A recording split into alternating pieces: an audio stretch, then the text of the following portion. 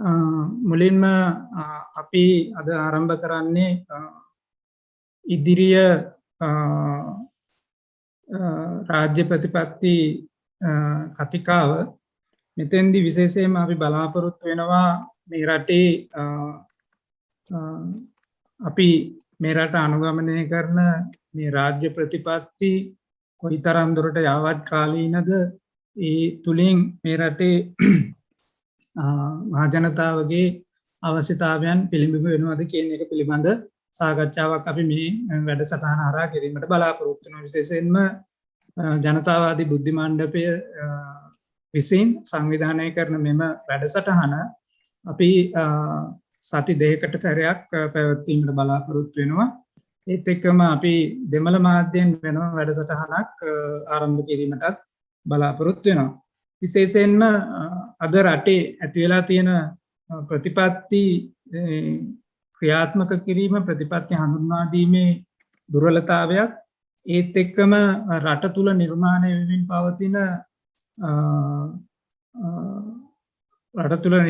වෙමින් පවතින විරෝධතා රැල්ලත් රට යම්කිසි ආකාරයකට ආර්ථික, සමාජමය, දේශපාලනමය වශයෙන් අගාධයකට යාමේ ප්‍රවණතාවයත් එක්ක අපි මේ සාකච්ඡාව කිරීමට සූදානම් වෙන්නේ. විශේෂයෙන්ම අද අපි කතා කරන්නේ ප්‍රජාතන්ත්‍රවාදී අනාගතය සහ ප්‍රජාතාන්ත්‍රිකයන්ගේ කාර්යභාරය කියන මාතෘකාව යටතේ ඒ සඳහා අපි තෝරාගත්ත මහාචාර්ය ඒ.එම්. නවරත්න බණ්ඩාර මහතාව මේ අවස්ථාවට සම්ප්‍රදායකයෙක් විදිහට.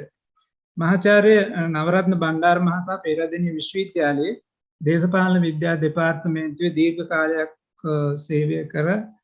සේවය සම්පූර්ණ කරපු බුද්ධිමතෙක්. ඒත් එක්කම වමේ දේශපාලන මතවාදයන්ගෙන් පෝෂණය වූ මහාචාර්ය නවරත්න බණ්ඩාර මේ රටේ කැපී පෙනෙන දේශපාලන චරිතයක් බවට පත් වුණා. විශේෂයෙන්ම යම් ප්‍රායෝගික තලයේදීත් එතුමා මැදිහත් වීම අපි දුටුවා. පෙරදින විශ්වවිද්‍යාලයේ ශාස්ත්‍ර පීඨයේ පීඨාධිපතිවරයා වශයෙන් කලක් සේවය කළ ඔහු දැන් විශ්‍රාම සුවයෙන් පසු වෙන නමුත් ස්වාධීන චින්තකයෙකු විදියට, ස්වාධීන බුද්ධිමතුෙකු විදියට මේ රටේ දේශපාලන ධාරාව පිළිබඳ, දේශපාලන ක්‍රමය පිළිබඳ යම්කිසි මතවාදමය හඬක් නැගීමට ඔහු මේ වෙනකොට සමත් වෙලා තියෙනවා. ඉතින් අපි මේ වැඩසටහන කරගෙන යන්නේ මුලින්ම අපි දේශකවරයාට යම්කිසි කාලයක් ලබා දෙනවා මේ සඳහා ප්‍රවේශයක් ලබා ගන්න. ඉන්පස්සේ අපිට පුළුවන් ප්‍රශ්න සාකච්ඡා විදියට මේ වැඩසටහන පවත්වාගෙන යන්න. විශේෂයෙන්ම ඔබගේ ප්‍රශ්න තියෙනවා නම් ඒ ප්‍රශ්න අපිට question and answers column එකේ type කරලා එවන්න. අපි ඒ ප්‍රශ්න ඉදිරිපත් කරනවා. මේ මාතෘකාවට ප්‍රවේශයක් විදියට අපි ගත්තොත් ප්‍රජාතන්ත්‍රවාදය කියන්නේ අපි සැමෝටම එක හා සමාන වැදගත් දෙයක්. එතෙන්දී ප්‍රජාතන්ත්‍රවාදයේ විනාශය අපගේ නාසය දක්වා පැමිණෙනකන් සිටින්නේ නැතුව ඊට විරුද්ධව, එහෙම නැත්නම් ප්‍රජාතන්ත්‍රවාදයේ විනාශයට ඒ ක්‍රියාමාර්ගවලට විරුද්ධව යම්කිසි හඬක් නැගීම අප සැමගේම යුතුයකමක් වෙනවා. අනිත් එක ප්‍රජාතන්ත්‍රවාදය රැක ගැනීම කියලා කියන්නේ දේශපාලනමය ප්‍රපංචයේ විතරක් නෙවෙයි. ඒක අද වෙනකොට සමාජ, ආර්ථික, දේශපාලන, සංස්කෘතික මේ සියලුම ශේෂ්ත්‍රයන් කරා මේ ප්‍රජාතන්ත්‍රවාදයේ පැවැත්ම, එහි සුරක්ෂිතභාවය අද බලපාලා තියෙනවා.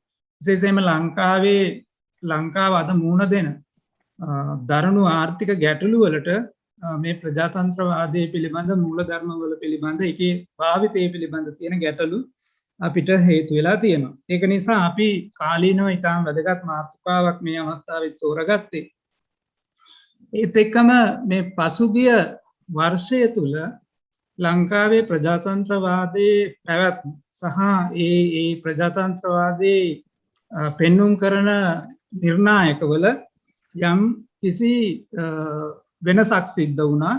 ඒ වෙනස සිද්ධ වුණේ ඍණාත්මක පැත්ත. එහෙම නැත්නම් ප්‍රජාතන්ත්‍රවාදයේ යහපත් පැත්තට නෙමෙයි අයහපත් පැත්තට තමයි මේ වෙනස සිද්ධ වෙලා තියෙන්නේ කියන එක අපි කවුරුත් දන්නවා. මේ ප්‍රජාතන්ත්‍රවාදයේ මිනුම් කිරීම පිළිබඳ එම නැත්නම් ඒ පිළිබඳ යම්කිසි නිර්ණායකයන් ඉදිරිපත් කරන්න ලෝකයේ විවිධ ආයතන කටයුතු කරනවා. ඒ අතරින් එකක් තමයි මේ ෆ්‍රීඩම් හවුස් කියන ආයතනය. එය ඉදිරිපත් කරන නිර්ණායක අනුව පසුගිය වර්ෂයේ ශ්‍රී ලංකාව මේ ප්‍රජාතාන්ත්‍රික අයිතිවාසිකම් පිළිබඳ ලකුණු ලබාගෙන තියෙන මෙන්න මේ විදිහට. දේශපාලන අයිතිවාසිකම් සුරක්ෂිත කිරීම ලකුණු 40න් අපි ලබාගෙන තියෙන ලකුණු 23. සිවිල් නිදහස තාවුරු කිරීම ලකුණු 60න් අපි ලබාගෙන තියෙන ලකුණු 33. එතකොට සමස්ත ලකුණු ප්‍රමාණය 100න් 56. එතකොට අපි මේ අවුරුදු 70ක් එහෙම නැත්නම් 1931 සර්වජන ඡන්ද බලය ලැබීමත් එක්ක ගත්තොත් අවුරුදු 90ක් අවුරුදු 100ක් විතර කාලයක් මේ ප්‍රජාතන්ත්‍රවාදී ව්‍යුහයක ඉඳලා අද වෙනකොටත් අපි තාම අඩු මට්ටමක ප්‍රජාතන්ත්‍රවාදය පිළිඹු කරන රටක් වෙලා තියෙනවා. ඒත් එක්කම වුස්බර්ග් යුනිවර්සිටි ඒගොල්ලෝ සකස් කරන ඩෙමොක්‍රසි මැට්‍රික්ස් ඒ පර්යේෂණ ව්‍යාපෘතියට අනුව 2019 වර්ෂයට සාපේක්ෂව 2020 වර්ෂයේදී ශ්‍රී ලංකාවේ ප්‍රජාතන්ත්‍රවාදයේ ගුණාත්මක භාවය පිළිබඳ දර්ශකය අනුව ලෝකයේ ප්‍රජාතන්ත්‍රවාදය දැඩි ලෙසම පිරිහුණු රටවල් අතර තුන්වෙනි ස්ථානයේ බවට ශ්‍රී ලංකාව පත් වෙනවා. අපිට කලින් සිටින්නේ අයිවරි කොස්ට් රාජ්‍යත් බෙලරුස් එහෙම නැත්නම් බෙලරුසියාවත් කියන රාජ්‍යයන් දෙක පමණයි. ඊළඟට තුන්වෙනි ස්ථානයට මේ ප්‍රජාතන්ත්‍රවාදයේ පිරිහුණු රට විදිහට ශ්‍රී ලංකාව ඔවුන් හඳුන්වලා තියෙනවා. ඒ ප්‍රජාතන්ත්‍රවාදයේ ගුණාත්මක දර්ශකය 0.621 සිට 0.54 දක්වා මේ වසර කාලය තුල අඩු වුණා කියලා ඔවුන් දක්වලා තියෙනවා. මේ සංඛ්‍යා ලේඛන මොනවා වුණත් මේවා තුලින් පිළිබිඹු කරන්නේ මේ රට තුල ප්‍රජාතන්ත්‍රවාදයේ පිළිබඳ යම්කිසි ගැටලුවක් නිර්මාණය වෙලා තියෙනවා. ඒක අපි අද දකිමින් සිටිනවා. මහාචාර්යතුමනි, ඔබතුමා හිතන විදියට ඔබතුමා දකින විදියට අපි කොතෙන්ද මේ ඇවිල්ලා තියෙන්නේ? ඔබට මයික්‍රොෆෝනේ පවරන්න. ඔව්, බොහොම ස්තුතියි ආනන්ද. මම වෙනවනේ මේ මට මේ අවස්ථාවට ආරාධනා කරාට මම ටිකක් වැඩිපුර මේ දවස්වල මේ වගේ වටින සහභාගී වෙන්න. නමුත් අපේ පෙරාදෙනියෙන් කට්ටිය මේකේ අධ්‍යයන වීමක් කරලා තියෙන නිසා මම හිතුවා පාර ගන්න ඕනේ කියලා. දැන් මේ ප්‍රජාතන්ත්‍රවාදය කියලා දැන් ඔබ කිව්වා ඔලිය තියාගෙන යම් කාරණාවක්. මේකට ප්‍රශ්න ඇවිල්ලා තියෙනවා එහෙම කතා කරලා. දැන් මේ ප්‍රජාතන්ත්‍රවාදය ඒවම අපි බොහොම ආකර්ෂණීය වෙන අපි කවුරුත් බලන අපි පසුපසින් අපි ඒක අරගෙන යන සාකච්ඡාවක්. මොකද ඕන ප්‍රශ්නයක් මතුවුනහම අපි කතා කරනවා මේක ප්‍රජාතන්ත්‍රවාදයේ ප්‍රශ්නයක් කියලා අපි කතා කරනවා. ඒ කියන්නේ මොකක්ද මේක මම ඇත්තටම අපි වචනේ අර්ථයට ගියොත් මේ ප්‍රජාවගේ තන්ත්‍රය පිළිබඳ වාදයක් නේ. එතකොට ප්‍රජාව කියන්නේ අපි ජනයා මහජනයා සාමාන්‍ය ජනයා ඒ පාලනයක් පිළිබඳ මතවාදයක් මේකේ තියෙනවා. ඒක ඇති අතරම විවිධ ආකාරයේ ගැඹුරු විවිධ මේකට විරවචන තියෙනවා. ඒවා ඔකේ එක අරගෙන දැන් කියෝකින වෙලාවක් නෑ. ඒවා අරගෙන ඒවා සම්පින්න කරන්න බෑ. නමුත් මේ අපේ සාකච්ඡාව ගෙනියන්න ඕන ආකාරයට මේක ගත්තොත් මට පේන හැටියට අපි ප්‍රජාතන්ත්‍රවාදී කියලා අපි අදහස් කරගෙන ඉන්නේ මේ පුරවැසිය වෙන අපිට නිදහසේ අදහස් ප්‍රකාශ කරන්න, කතා කරන්න, සාකච්ඡා කරන්න, සමාජයට හිංසාවක් නොකරන ඕන මාධ්‍යකා පිළිබඳව එක්රැස් වෙලා සාමූහිකව සාකච්ඡා කරන්න, සංවිධානය වීමට යාමට එමට තියෙන නිදහස සහ මේ වගේ නිදහස්කම් සහිත සමාජයක් තුළ ජීවත් වීමට අපිට තියෙන අයිතිවාසිකම්. බයකින් සැකයකින් තොරව අපි හෙට උදේට අරගෙන ගිහලා කෝඩුවට දායි කියන සැකයකින් තොරව ඒක දේශපාලන බලයෝ මෙන්න බලයකට ඇති බයකින් තොරව අපේ නිදහස් ජීවිතය ගත කරන්න තියෙන පරිසරයක් මත මේක හිතන්න. ඒක අනුව රටේ දේශපාලන ක්‍රමයේ තීරණ ගන්නවා නම් ඒකේ පාලකයෝ තෝරනවා නම් ඒගොල්ලෝ තෝරන්න, ඒගොල්ලෝ වෙනස් කරන්න, ඒගොල්ලෝ කරන දේවල් ගැන අපේ මත ප්‍රකාශ කරන්න, ඒගොල්ලෝ කරන දේවල් වැරදි නම් විවේචනය කරන්න. ඒ වගේම දේශපාලන බලයට සම්බන්ධ වෙන්න ඉන්න පක්ෂ කියලා අනිත් කියන අය විරුද්ධ පක්ෂයේ මේ අය ඒ අයගේ කාරණා විවේචනය කරන්න. තියෙන නිදහසකුත් එක තමයි මේක අපි ළඟට බලන්න.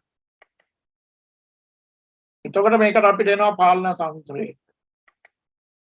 මේක සරල පැහැදිලි කිරීමක් ඒබ්‍රහම් ලින්කන් කරානේ. ජනතාව දෙසා ජනතාව විසින් ජනතාව වෙනුවෙන් තෝරගන්න පාලනයක් ගැන කතා කරා මතකද? දැන් අපි අද අපි දන්නවා දැන් අපි මේ කියන නිදහස්කම් කියන පරිසරයක යම් යම් සීමාවන් සහිතව අපි දැන් මේක පාවිච්චි කරනවා. දැන් මේ අපි ඔයගොල්ලෝ මේ දවස්වල මේ ඩිජිටල් යුගය යන්නේ. දැන් අපි මේ Zoom තාක්ෂණය පාවිච්චි කරලා සාකච්ඡා කරනවා. දැන් මේ ප්‍රජාතන්ත්‍රවාදී පරිසරය මේ සමාජයේ සංවර්ධනයේ සමාජයේ පැවැත්මට ඒ ශිෂ්ට භාවිතාව සඳහා අවශ්‍ය දෙයක්.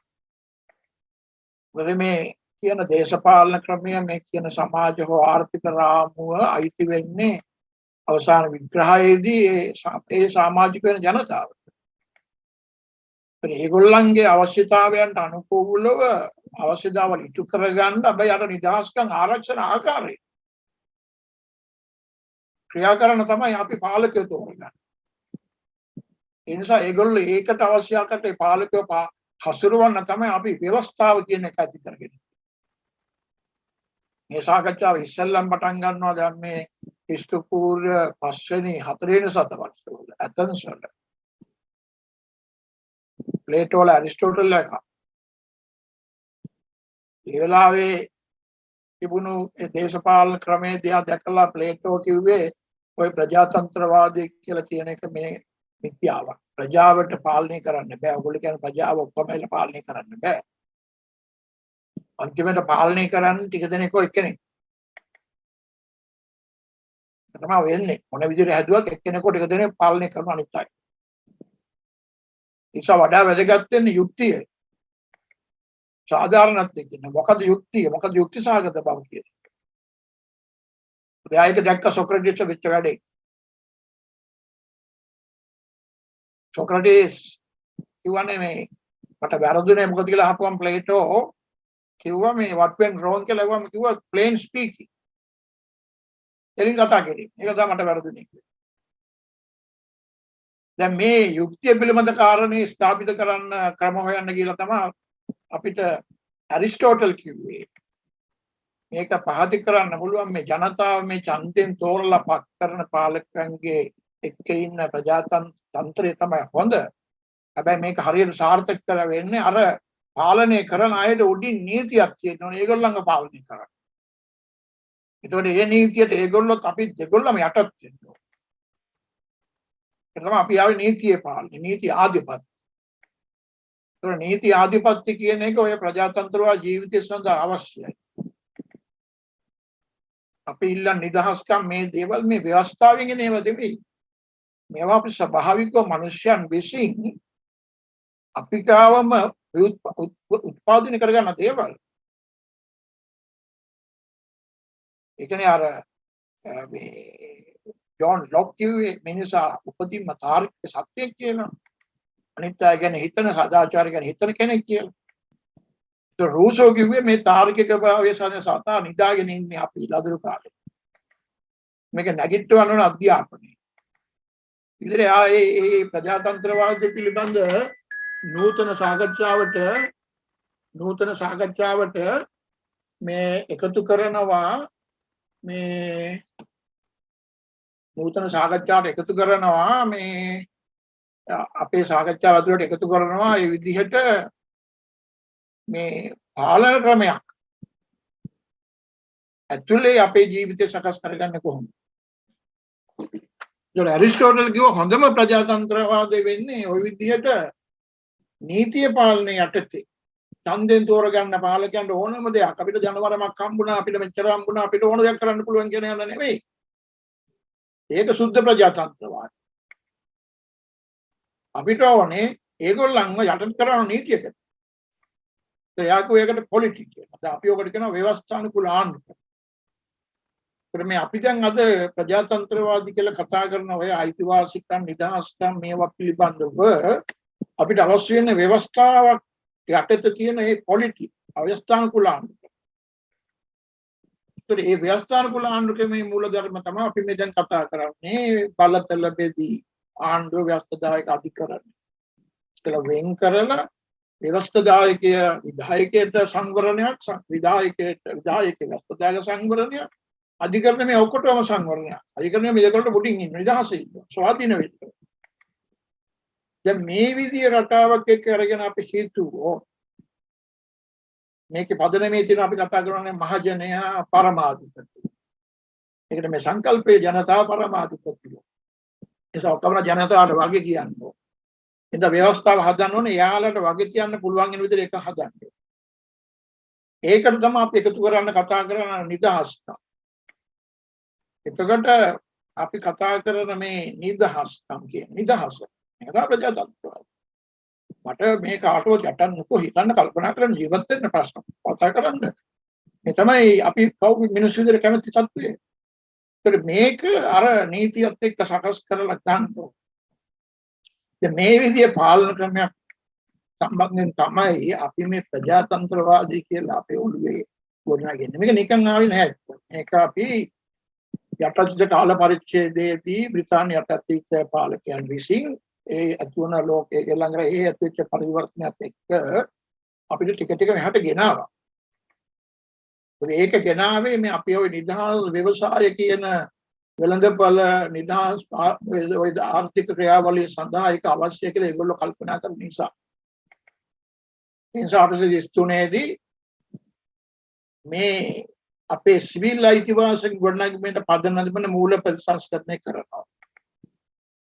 ඒ තමයි අර කැමරන් කියන කෝල්බ්‍රුක් කාපු කොමසාරිස්වරයා යෝජනා කර විදිහට සියලු දෙනාටම නීතිය සමාන ආරක්ෂා දීම සඳහා මූලික පදනම කරගෙන අධිකරණයේ ව්‍යවස්ථාදායක විධායක දෙකෙන් උඩින් තියෙන ස්වාධීන ආයතන විදිහට පත් කරන්න ඕන ප්‍රතිසංස්කරණය කියනවා. මොකද මේ කතා කරන්නේ 833 Chart of Justice යුක්තිය පිළිබඳ වරපත්‍රය. එහෙම තමයි මහා බ්‍රිතාන්‍ය අධිකරණය පිළිබඳ පනවන්නේ. ඒ Chart of Justice එකේ මේක කිව්වා. තිබුණු අධිකරණ ඔක්කොම අවශ්‍ය කරලා අලුතෙන් අධිකරණ හදනවා. ශ්‍රේෂ්ඨ අධිකරණයේ උටින් තියෙනවා. ඊට පස්සේ දිස්ත්‍රික් අධිකරණ හදනවා. ආණ්ඩුකාරට උපදෙස් දෙනවා ඇඟිලි ගහන්න එපා කියලා අධිකරණ තමන්ගේ ඒවා ඔක්කොම හදාගන්න. ඒ අධිකරණය තමයි අපිට අභ්‍යාස්කෝපස් එක ගේන්නේ. අත්අඩංගුව ගැනීමට වරන්තුවක් වුණ අතනන් ගත්ත උසාවියට ඉදිරිපත් කරනවා ගෙනත් දෙන්න ඕනේ කියන එංගලන්තේ අභ්‍යාස්කෝපස් එක අපේ පත්තියට ගේනවා. කෙනෙක් ඇරෙස්ට් කරොත් 24 අඩුපාරික් ගාට ගේන්න ඕනේ මූල ධර්මයේ තියෙන ඔතනින්. ඒ අදපු පදනම තුල තමයි අපේ රටේ සිවිල් අයිතිවාසිකම් ආරම්භ වෙන්නේ. ඒතර කෝල්බ්‍රුක් ගෙනාපු ආර්ථික ක්‍රියාවලියට ඕන පදනම සකස් කරන්නේ මේ විදිහට. සිවිල් අයිතිවාසිකම් ආරම්භ වෙනවා. සංවිධානය වෙනවා, සමාගම් හදනවා, මිනිස්සු එළියට බහිනවා, රැස්වීම් වලට එනවා, මේ වටන් ගන්නවා. කෝල්බ්‍රුක්ගේ ආර්ථික ක්‍රියාවලිය පටන් ගන්න 833 40 ඔබ දන්නවනේ 40කට කෝපි උන්මාද එහෙම එනවනේ. අපි හොඳට මතකයි 870 වෙනකොට මේ රටේ මිනිස්සු පාට ගාලා පෙළපාලි යන උද්ඝෝෂණ කරනවා. 870 ආගමික පුනර්ජීවනයත් එක්ක ඇතිවෙච්ච ක්‍රියාවලිය දිහා බැලුවම් පේනවා. දැන් ওই පානදුරවාදී වගේ එකක් තිබ්බ වෙලාවේ පානදුරේට සෙනඟ 10000කට වඩා සෙනඟ රැස් වෙලා තියෙන කහන්න. ඒ වගේ අර අදහස් ප්‍රකාශ කිරීම රැස්වීම සංවිධානය කිරීම විවේචනය කිරීම මේ නිදහස්කම් මිනිස්සු පාවිච්චි කරන පටන් ගන්නවා. දැන් මෙහෙම ඇවිල්ලා තමයි ඔය අපේ අර ව්‍යවස්ථාදායක විධායක කියන ආයතනෙ ඉන්නේ ඒක ඇත්තේ. අපිට එනසයි ප්‍රජාතන්ත්‍රවාදීන් අපිට ඕනේ ආයතන ඒ මුලදී හදන ව්‍යවස්ථාදායක හැදුවේ එක එක ඉන්ට්‍රෙස්ට් ගෲප්ස් වලට නියෝජනයක් දෙන්නනේ. ඒගොල්ලන් සිංහල දෙමළ මුස්ලිම් නම් කරාට ඒගොල්ලෝ ආවේ ඉහළ පවුල්වල නියෝජනය සඳහා වතුකරේ නියෝජනය එහෙම තමයි ඒගොල්ලෝ ආවේ.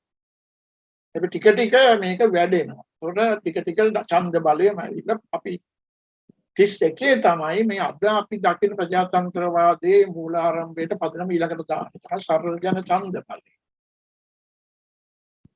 ඒ ඉස්සල්ලාම යනවා ඉල්ලලා ලියාපදිංචි ඊට පස්සේ අනිවාර්ය ලියාපදිංචි. අපි අනිවාර්ය ලියාපදිංචි කිරීම පටන් ගන්නවා. එතකොට ඊළඟට අපේ කියලා හදපු නියෝජිතයන්ට අපේ මහජනයා පත් කරන නියෝජිතයන්ට ආණ්ඩුවේ වගේ කීම් වලින් 10කින් 7ක් දෙනවා කියලා කිව්වා. ඒගොල්ලෝ පටන් ගන්නවා ඒ අමතිවරු විදියට ඒව හැසිරවීමේ කාර්ය. මුළු മന്ത്രി මණ්ඩලයම අමති විධායක කරනවා. ඒගොල්ලෝ කාර්ය සභා 7කට බෙදලා ඒ 7ක ඉන්න කුඩා කමිටුවකින් 4 දෙනෙක්ගේ ඡන්දයෙන් අමතුරුපත් කරනවා. බහුතරය නෙවෙයි. දැන් පළවෙනි මුස්ලිම් ඇමතිවරයාදී පත්වෙනි ඡන්ද 3කින්. දැන් මේ විදියට අපිට 48 වෙනකොට ලිබරල් ප්‍රජාතන්ත්‍රවාදී කියලා කියනවා. මොකද එක පැත්තෙන් අර නිදහස් ව්‍යවසායකත්වයේ ධනවාදී ක්‍රියාවලියත් එක්ක නෙමෙයි තියෙන්නේ. ඒකේ නිදහස් ව්‍යවසායකත්වයක බැඳීමෙන් තමයි මේ ප්‍රජාතන්ත්‍රවාදී එන්නේ. ඒක සෝල්බරිලා නිදහස් ලබන ව්‍යවස්ථාවේ ඒගොල්ලන්ට වෙන ප්‍රශ්නයක් තුන බලන්න. ඒ තමයි මේ සුළුතරය වහුතරය කියලා බෙදිලා ඒක ලොකු ගෝරියකට ගිහිල්ලා දැන් මේගොල්ලෝ සෙටල් කරනවා. ඒ නිසා සෝල්බර් ව්‍යවස්ථාව අර ලිබරල් ව්‍යවස්ථාවට පොඩි මොඩිෆිකේෂන් එකක් කරනවා ලිබරල් ආණ්ඩුක්‍රමයට. ඒ තමයි non discrimination clause එක. නැත්නම් අසමාන සැලකිලි නොදැක්වීම වගන්තියක් දාලා ඒ ලිබරල් වාදීන් පිළිගන්නේ නැහැනේ ඔය ජන වර්ගය ඒගොල්ලෝ දැම්ම පුද්ගලයා. හැබැයි පුද්ගලයාට සම්බන්ධ කරා ප්‍රජාව. නම් ප්‍රජාවකට අයිති පුද්ගලයෙකුට විශේෂ අර්පසන් දෙන්න මෙහෙම බෑ. තමයි ආවේ. මේ ඒක තියෙනවනේ අර විශ්ව මානව අයිතින් ප්‍රකාශන කියන පළවෙනි වගන්තියේ තියෙන කාරණේ සියලු මිනිස්සු නිදහස් උපත ලබාට ඇත. අයිතිවාසිකම් වලින් සමානයි. අයිතිවාසිකම් ගරුත්වයෙන් ගරුත්වයෙන් සමානයි. ඒතර අයිතිවාසිකම් ගරුත්වයෙන් වෙනස්කම් කරුවොත් අර නිදහස නැති වෙනවා. ඒගොල්ලෝ කල්පනා කරා අර අයිතිවාසිකම් සහ ගරුත්වය කියන දෙක බින්ද නොවැටෙන ආකාරයට තමයි මේක කරන්නේ. දැන් මේ විදිහට තමයි අපි ප්‍රජාතන්ත්‍රවාදී පටන් ගන්න. දැන් මේ ප්‍රජාතන්ත්‍රවාදයේ ටිකක් කල් යනකොට අපිට ඇල්ලුවේ නැහැ තමයි. අපිත් ඒ කාලෙම හිතුවා. ඒ කාලේ අපේ රටේ තිබුණ වැඩි තමයි වේගෙන් කොහොම සමහර දෙයක් පණින්නේ. හරි වේග බිග් පුෂ් එකක් දෙන්න කල්පනා කරන කාලයක් තිබුණා. එහෙම තියරියක්. රාජ්‍ය බලය පාවිච්චි කරලා කොම් ප්‍රාග්ධන එකතු කරලා පණින්න පුළුවන්. මේ තව 56 ඉඳලා පටන් ගන්න. මේ බිග් පුෂ් කාලේ මේක වාමාංශික වාදයට යටත් වෙනවා. ඒ නිසා වඩා ශක්තිමත් රාජ්‍යයක් ගැන හිතනවා. ඒ වගේම ධනවාදී ක්‍රමය රාජ්‍ය මැදිහත් වෙච්ච ආර්ථික ක්‍රියාවලිය බවට පෙරලෙනවනේ. එතකොට දැන් මේ ක්‍රියාවලියේදී වෙන්නේ මොකද්ද? අපිට පේනවා මේ ගමන ගිහිල්ලා 72 ව්‍යවස්ථාව හදන වෙලාව වෙනකොට මේ බලය මධ්‍යගත කිරීම වඩා උඩුපුරට යනවා. අගමැතිවරයෙකුගේ ඒකතන්ත්‍රයක් බව පතුවර්තනය වෙනවා. එතන බලය මධ්‍යගත කිරීමේ අවශ්‍යතාවය මේ වෙනකොට මතුවලා තියෙනවා. ඒකට අර න්‍යායික තර්කය ආවා. මොකද 72 ව්‍යවස්ථාවක් තියෙනනේ. සමාජවාදී සමාජයක් කරා පරිවර්තන කරන්න යන්නේ මේ රාජ්‍ය කියලා. රාජ්‍ය ප්‍රතිපල ප්‍රකාශයේ තියෙන බොහොම සුන්දර සිහිනයක්. එතකොට ඒ එකතු කර බලමත්තිකතකරණයෙන් පෙන්වන්නේ මොකක්ද? අර ආර්ථික ක්‍රියාවලිය රජයේ විසින් හසුරුවන ධනවාදය. අපි අද ඔකට කියන්නේ රාජ්‍ය ධනවාදී ස්ටේට් කැපිටලිසම්. ඒකේ ඔය ඔක්කොම මැදිහත් වෙන රාජ්‍යයට ඔක්කොම එකතු කරගෙන දින්නට අපි කරේ ධනවාදී. අපි සමාජවාදීද කියේ නෑ. ඒකව යන්නේ එහි කියලා. අවසානයේ මොකද වෙන්නේ? 77 මේක පරිවර්තන වෙනවා ඒකතන්ත්‍ර අගමැතිගෙන් ඒකතන්ත්‍ර ජනාධිපතිට. ජනාධිපති ඔක්කොම බලය දෙනවා. දැන් මේ ව්‍යවස්ථාව කැපී පෙනෙන ලක්ෂණය මොකක්ද? අර ඇරිස්ටෝටල් කියපු සුද්ධ ප්‍රජාතන්ත්‍රවාදයේ ඉඩ දෙනවා. පොලිටික් කියලා නීතියේ පාලනය කියන එක යට වෙන්න අවශ්‍ය විධාන සකස් කරනවා. ජනාධිපතිවරගේ බලයට පුළුවන් මේ නීති ඔක්කොටම උඩින් ඉන්න. එතකොට 50%කට වඩා වැඩි ඡන්දයකින් ජනාධිපතිවරයාපත් වෙන්නේ. ඒක ලොකු ශක්තියක් පෙන්වන්න පුළුවන් ඡන්දයක් ඉවරනකොට.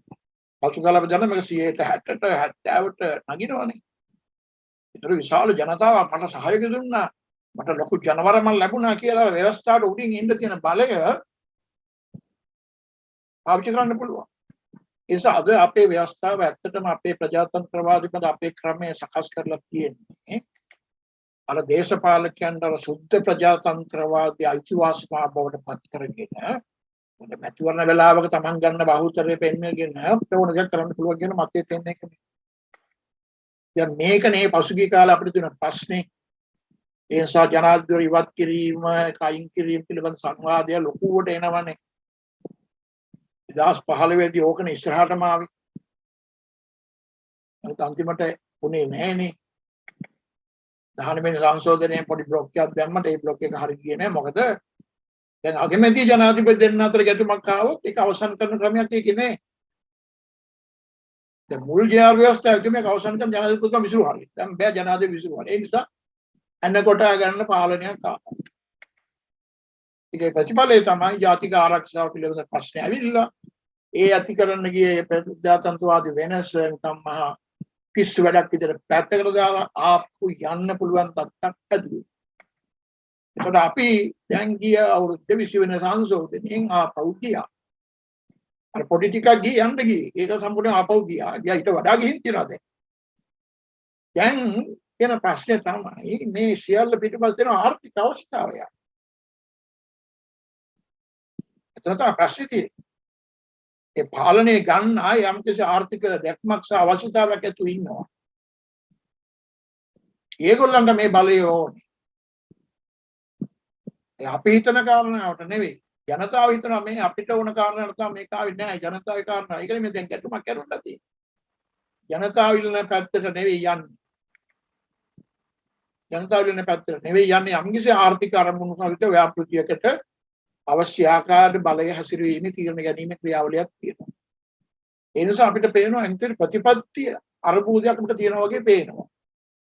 මේ ප්‍රතිපත්ති අරබුදය තියෙන්නේ අර ප්‍රජාතන්ත්‍රවාදී අපි කතා කරන වටිනාකම් පද්ධතිය ඒක සම්බන්ධව ඒකට වැඩ කරන්න ඕන ආයතන පද්ධතිය යම් අවහිරයකට ලක් වෙන ආකාරයට කරලා තියෙන තිරික දැමීමක් කරලා අර ආර්ථික වැඩසටහන් කරනවා. ඒ නිසා වෙලා තියෙන්නේ මොකද්ද? අර ප්‍රජාතන්ත්‍රවාදී විරෝධතාවය කියලා අපි ඉස්සර කල්පනා කරන මේක එන්න ඕන අධිකරණය හරහා ඔය ආයතන හරහානේ. නෑ දැන් ඒක පිට යන්නේ. ඒක දැන් පාරේ යන්නේ. ඔද ඒ වයින් ගන්නවා එහෙම වෙන්නේ නැහැ.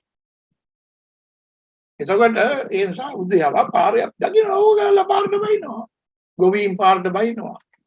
දැන් හොඳට පේනවානේ අපේ මේ වී ගොවිතැන සමග තිබුණ සුපසාධක සම්බන්ධතාවය හැකිලවීමේ ක්‍රියාමාර්ගයක් ආරම්භලා තියෙනවා කියලාද? ගොවිතැනට පොහොර නොමිලේ දීලා ඒ වී වගාවට සහතික මිලක් දීලා ඒ ගොවියාට යම්කේ සුපසාධන පදනමකින් සකස් කරලා තියෙන මේ වැඩසටහන් දැන් අවසන් කරන්න ඕනෙලා තියෙනවා. ඒක තමයි තේන්නේ. ඒකට මේ සුනාමි කාලයේ තුල මේක සුනාමි නිසා කරන්න වෙනවා කියන කතන්දරයක් යනවනේ. ආර්ථිකයට යන්න බෑ, මෙච්චර දරන්න බෑ, ඩොලර් නෑ, අපිට ඩොලර් බේර ගන්න ඕනේ. එතකොට ඒව යන හැම මාර්ගම වහන්න ඕන කියන තත්ත්වයට එනවා. නමුත් මේක දන්නේම නැතුව එක්තරා ආර්ථික වැඩසටහනක් යනවා. ඒ කියන්නේ ආණ්ඩුව කියන්නේ ඔය ඔක්කොම තිබුණත් අපි සංවර්ධනය නවත්තන්නේ නැහැ. ඒ මොකක්ද ඒ සංවර්ධනය?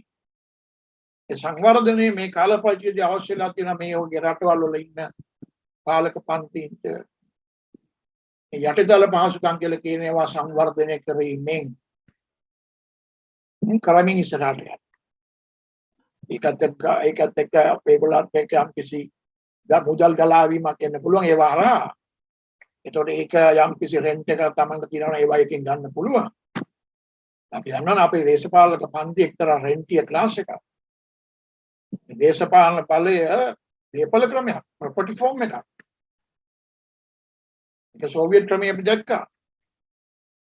එතකොට සරම කියලා ඒ දේශපාලන බලයට එන අයට එක්තරා ප්‍රමාණයක් හම්බෙන්නේ ප්‍රොපර්ටි එකට. ඕගොල්ලන් ආර්ථික දෙයක් කතා කරලා රෙන්ට් එක තමයි මේක පිළි කරන්නේ.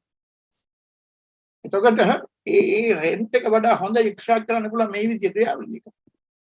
එක අනිත් පැත්තේ අපි දන්න මේ රටවල ඉස්සරහට යන්න මේ යටිතල පාසුකම් සකස් කරන්නත් ඕනේ. හයිවේස් ඕනේ, වරායවල් ඕනේ, ගුවන් තොටුපළ ඕනේ. දැන් මේවා සඳහා ආධාර දෙන කෙනෙක් ඉන්නවා දැන්. ඒ නිසා එයා ඉලක්ක කරගෙන යනවා. එතකොට අපිට තව ප්‍රශ්න තියෙනවා මේ කලාපීය දේශපාලනත් එක්ක තියෙන බල ගැටුම් ඉන්දියාවේ ආරක්ෂා මේ වගේ එක ප්‍රශ්නත් අපිට පැටලෙනවා. දැන් අපි දැන් මෙහෙම ඉන්නේ. ඒ නිසා එක්තරා ප්‍රතිපත්ති අර්බුදයක ඉන්නවා. සමස්තයක් ඉදිරියට ගත්ත ඒ නිසා රටේ ප්‍රතිපත්තිමය අර්බුදයක් තියෙනවා. මොකද හැම වෙලේම බැලන්ස් කරලා යුතු ක්‍රියාවලියක මේ ඉන්නේ. ඒ වගේම ජනතාවගේ පැත්තේ තියෙනවා අපි විශාල වශයෙන් අහිමි වෙන කාලයකට ඇවිල්ලා ඉන්නවා. ඉන්දා ගොවිතැන කඩා වැටීම ආහාර හිඟේ මේකේ දෝවක කතා කරනවා. දැන් උදේට අපි ගොවිපායනයේ ඉස්සරහට අපිට පේන ගොවි මහ පොළොවේ හැපෙමින් එනවා. දැන් එතකොට ඉතින් ඒගොල්ලන්ගේ ජීවිතේ පැත්තෙන් ප්‍රජාතන්ත්‍රවාදයේ නිදහසේ තමන්ට තියෙන ජීවිතාවක් කරලා කාලා බීලා තමන් ඉන්නේ එක. ඒක තමන්ගේ දරුවෝ මේ ආර්ථික ක්‍රියාවලිය තුළ ඉස්සරහට ගෙනියන්න අධ්‍යාපනය ලබා දෙන්න. ඒ අධ්‍යාපනයේද දැන් අද ආවිරියක් තියෙනවනේ. ස්කෝල පටන් ගන්න බෑ, ස්කෝලට යන්න බෑ ළමයා. ඒතර ගුරුවරයාට ස්කෝලෙට එන්න බෑ. එතකොට දැන් අපි දන්නවා දැන් ඒකට zoom කිව්වට ඔකට zoom කරන්න බෑනේ. මේ මම උනත් මේක හොඳට ලෑස්ති කරලා මේ කම්පියුටර් ටික කඩලා තිබුණ එක මේක උදේ ඉඳලා අපිට හදාගෙන මේකේ data block වෙන්නේ නැතිව මේක ලෑස්ති කරගෙන මේ හිටියේ. මොකද මේක ඊයේ රෑ ඉඳලා වැහුවේ නැහැ. මොකද මැරෙන්නේ වල බැටරි ගිහිල්ලා. එතකොට මේ දැන් ළමයින්ට මේ ප්‍රශ්න තියෙනවා නේද? දැන් අනිත් පැත්තෙන් මොන්නේ පාර ෆෝන් ගේන්න බෑ ඒවත් නවත්තනවා. ඉතින් මේවා නිකන් පොඩි අර්බුදයක් තියෙනවා. එක පැත්තකින් කොවිඩ් එකකින් ඇති වෙලා තියෙන ලෝක පරිණාමයෙන් තියෙන අර්බුදය අනිත් පැත්තෙන් අපේ ආර්ථිකය සහ දේශපාලන ක්‍රමයේ දිගටම මේ වුණත් මේ අර්බුදේ කාලෙක තියෙනවා. මේක 70 ලොකු ආහාර අර්බුදයේ මුල පිරුවේ. අපි තාම මේ අර්බුදෙන් ගොඩ ආවේ නැහැ. ඊට පස්සේ ඒක දැන් ඔයගොල්ලෝ ආර්ථික විද්‍යාඥයෝ දන්නෝනේ. දැන් මේ විදිය පදනක තමයි තියෙන්නේ. ඒ නිසා අපේ ප්‍රජාතන්ත්‍රවාදී කියලා අපි කියන මොකද මේක දියුණු කරන්න මේ සමාජය වෙනස් කරන්න අවශ්‍ය කතිකාව ඉන්නේ ප්‍රජාතන්ත්‍රවාදී පදන. ඔයින බහු ජනතාව සමට මේක තේරෙන්නේ නැහැ. බුද්ධිමත්තුන් විදියට හිතන කල්පනා කරන අය මේ පරිසරය රැකගත්තේ නැත්නම් මේ තත්ත්වයන් පිළිබඳව විපාක අඳුන ගන්න ප්‍රතිවිපාක පැහැදිලි කරන්න යම් කිසි සාකච්ඡාවක් කතිකාවක් විවාදයක් තියාගෙන තියෙන පරිසරය තමයි නැති වෙන්නේ. ඒ නිසා මේක තමයි ඇත්තටම අද ප්‍රජාතන්ත්‍රවාදී පිළිබඳ මේ සාකච්ඡාවගේ පවත්වාගෙන යන මට දෙන්න තියෙන මුලපිරීම. හොඳයි මහාචාර්යතුමනි, එතකොට දැන් අපි සාමාන්‍යයෙන් කතා කරනවා දැන් මේ පසුගිය වර්ෂය තුල අපිට ප්‍රජාතාන්ත්‍රීය වශයෙන් විවිධ රටට බැරෑරුම් තත්ත්වයන් වලට මුහුණ දෙන්න සිද්ධ වුණා කියලා. ඔබතුමා දක්වන විදිහට අපිට අද ඇති වෙලා තියෙන ප්‍රධාන ගැටලු මොනවද මේ ප්‍රජාතන්ත්‍රවාදයේ රැක ගැනීම සම්බන්ධයෙන්? ඔබතුමාට එහෙම කීපයක් නම් කරන්න පුළුවන්. දැන් ප්‍රජාතන්ත්‍රවාදී පිළිබඳ ගැටලුවේ පාඩේ දැන් අර මං කිව්වා වගේම මේ නිදහස් අවකාශය අපි තියෙන පාවිච්චි ගන්න ඕනේ. ඒකට සීමා තියෙනවා. එතකොට විවිධ ආකාරයේ මැදිහත් වීම කරනවා. මේ ක්ෂේත්‍ර නිදහසේ කතිකා කරන අයට ලියන කියන අයට පවා කලාකරුවන් මේ ලියන අයට පවා කෙටි කතා ලියන අයට පවා ගමන් හිරබාට යන්න වෙලා තියෙනවා.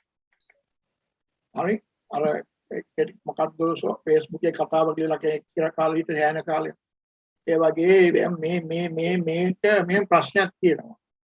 දැන් මේ නිදහස් බුද්ධිමය තත්ත්වයේ හිටුනොත් ඇත්තට මේ රටේ සාහිත්‍ය සෝෝ ඒ ක්ෂේත්‍රයේ පව අර්බුදයක් වෙන මොකද යම් නිෂ්පාදනයක් වෙන්නේ නැහැ ඒ පත්වල ලියන්නේ පොතපත පළ කරන්නේ. ඒකට පළ කරන්න වෙන අරවට බාධා වෙන අවීර නොවන සීමා තුල කරන්නේ විතරයි. එහෙම බුද්ධිමය පරිහානියකට යන්න ඉඩ තියෙනවා. අනිත් එක තමයි අපේ ප්‍රජාතන්ත්‍රීය ආයතන කියලා කියන්නේ. අපේ ව්‍යවස්ථාදායකය, අපේ විධායකය, අපේ අධිකරණය, ඒ වගේම ඒකවත් එක්ක යන්න තියෙන අපේ රාජ්‍ය පරිපාලනය. අපි දකින ප්‍රජාතන්ත්‍රවාදී ක්‍රියාදාමයකද ස්වාධීන නිදහස් අධිකරණය වගේම දේශපාලනයෙන් තොර මධ්‍යස්ථ පරිපාලනිකුත් උන්. පරිපාලකයන්ගෙන් අපි බලාපොරොත්තු වෙනවා ආණ්ඩුව යම් ප්‍රතිපත්ති තීරණයක් ගත්තම ඒ තීරණයට ඕන විද්‍යාත්මක තාක්ෂණික ක්‍රියාවලියකට ඇතුල් කරනවා. ඒක වඩා තාර්කික පදනමකින් ක්‍රියාවට නගන්න. ඒ ඔය දේශපාලන කාර්යතර ගන්න බලන්න ඕනේ නෑ. ඒගොල්ලන්ට දීලා රෙගුලාසි මූල්‍ය පදනම් තුල ඉඳගෙන වඩා කාර්ය සාධනයකට එක ගේන්න ඕනේ. එතකොට ඒ ස්වාධීන වූ ඒ කාර්ය සාධනය ඇති කිරීම සඳහා තමයි මුලින්ම අපි කතා කරන්නේ ඔය ප්‍රජාතන්ත්‍රවාදී සාකච්ඡාවේදී මේ පරිපාලකයා නිදහස් කෙනෙක් වෙන්න ඕන. එයා රජයට බැඳිලා හිටියට එයා මේ දේශපාලනයට බැඳෙන්න බෑ. දේශපාලනෙන් තොර පරිපාලන. එයා දේශපාලන හිතන්න උන අර ප්‍රතිපත්තිය ගැන වැඩ කරනකොට ප්‍රතිපත්තිය දේශපාලන ගැන හිතුවට කමක් නැහැ. බෑ දේශපාලන වැඩ කරන්න බෑ. දැන් මේක අර්බුදික තියෙනවා. අපේ රාජ්‍ය පරිපාලනය ස්වාධීනව තමන්ගේ අදහස මත ප්‍රකාශ කරලා ඒ නීතිය රෙගුලාසිය වැඩ කරන්න බෑ. මේගොල්ලන්ට කියනවා නම් ජනාධිපතිගේ වචනය තමයි සර්කියුලර් එක කියලා ඒක ලොකු ලෙඩක්. මොකද ඒ සර්කියුලර්ස් වලින් දාලා තියෙන මේ පරිපාලකයා වැරදි විදියට ගෙනියන්නේ නැතුව අර ආයතනික වශයෙන් අපි බලාපොරොත්තු වෙන කාර්ය සාධනෙ අරන් දෙන්න. ඒක එක වෙලාවට කපිටනේ නැහැ කියන ඒවා නෙමෙයිනේ සර්කියුලර්ස් වෙන්න ඕනේ. ඒක නා නිලධාරියෙක් කියවෙන්න සර්කියුලර් එකෙන් එවන්න කියලා පුරුදුලා තියෙන එහෙමනේ. මේක තමයි ක්‍රමය. දැන් මේක නැති කරා කියලානේ අපි කිව්වේ 72 ඉඳලා. රාජ්‍ය සේවාව අමිති මණ්ඩලයට යටත් කරලා රාජ්‍ය සේවාව එහෙම අතට අරගෙන පරිපාලනයේ සම්පූර්ණ දේශපාලනය අතර අරගෙන දේශපාලනය කරා. නමුත් අර කියන දේ වුණේ නෑ. ඒ මොකද පරිපාලනය කියන එකට ක්‍රියා කරන්න වෙන පදනමක් තියෙනවා. ඒකයි පරිපාලනය කියන්නේ. ඒගොල්ලෝ පාලනය කරන්නේ පරිපාලනය කරනවා. Not govern but administer. මේ but administer කියන එක වැදගත්. ඒ යටත් කාල පරිච්ඡේදයේදී 31 වෙනකන් දේශපාලක හිටියේ නෑනේ. කවුද මේ රට ගෙනාවේ? පරිපාලකයෝ. ආණ්ඩුකාරකයෝ දැන් පරිපාලකයෝ. They administered the colony. ඊට පස්සේ politicians ලයිනවා. ඊට පස්සේ මේ ව්‍යවස්ථාවේ මදාන රාජ්‍ය කොමිසමක් දාලා මේ පොඩි වෙනසක් කරන්න. මොකද දේශපාලන වශයෙන් මැදිහත්ින් කරනනේ. මේක බැලන්ස් කරගන්න කොහොමද කියලා. එතකොට මේ දෙකේ වෙනස පැටලලා තියෙන්නේ govern and administer. government and administer දෙකක්. දැන් ප්‍රංශ ඉතිහාසයේ මේ නෙපෝලියන් හදපු සිස්ටම් එකේ ඇටියට පරිපාලක කිව්වේ මොකද්ද? දේශපාලන කියන දේශපාලනික කරනවා. දෙන්න we administer France. දේශපාලක ආකොට අරගන්නකොට ප්‍රංශේ වැටෙන්න උදේ රැකගත්ත පරිපාලකයෝ. මොකද නෙපෝලියන් හැදුවා සිස්ටම් එකක්. ඒ සිස්ටම් එකට තමයි පරිපාලකය වැඩ කරන්නේ. ඒකට පුහුණු කරා. දැන් මේවා හොඳ දේවල් තියෙනවා. ඒතර අපිට යටත්‍ය කාලේ ඔක හැදුවා ඇත්තට. යටත්‍ය කාලේ දෙක වැදගත් ලක්ෂණ ජී.සී. මෙන්ඩිස් මහාචාර්යතුමා ඉතිහාසපති කියවන හැඳින්වීම කියලා තියෙනවා. මොන විදිහට අපේ සූරාකයම ඔක්කොම කරා. They did one thing good thing. ඒ තමයි ආයතන හැදුවා. institutions හැදුවා. institution building. නිදහසෙන් පස්සේ කරන මේ institution අපි විනාශ කරනවා.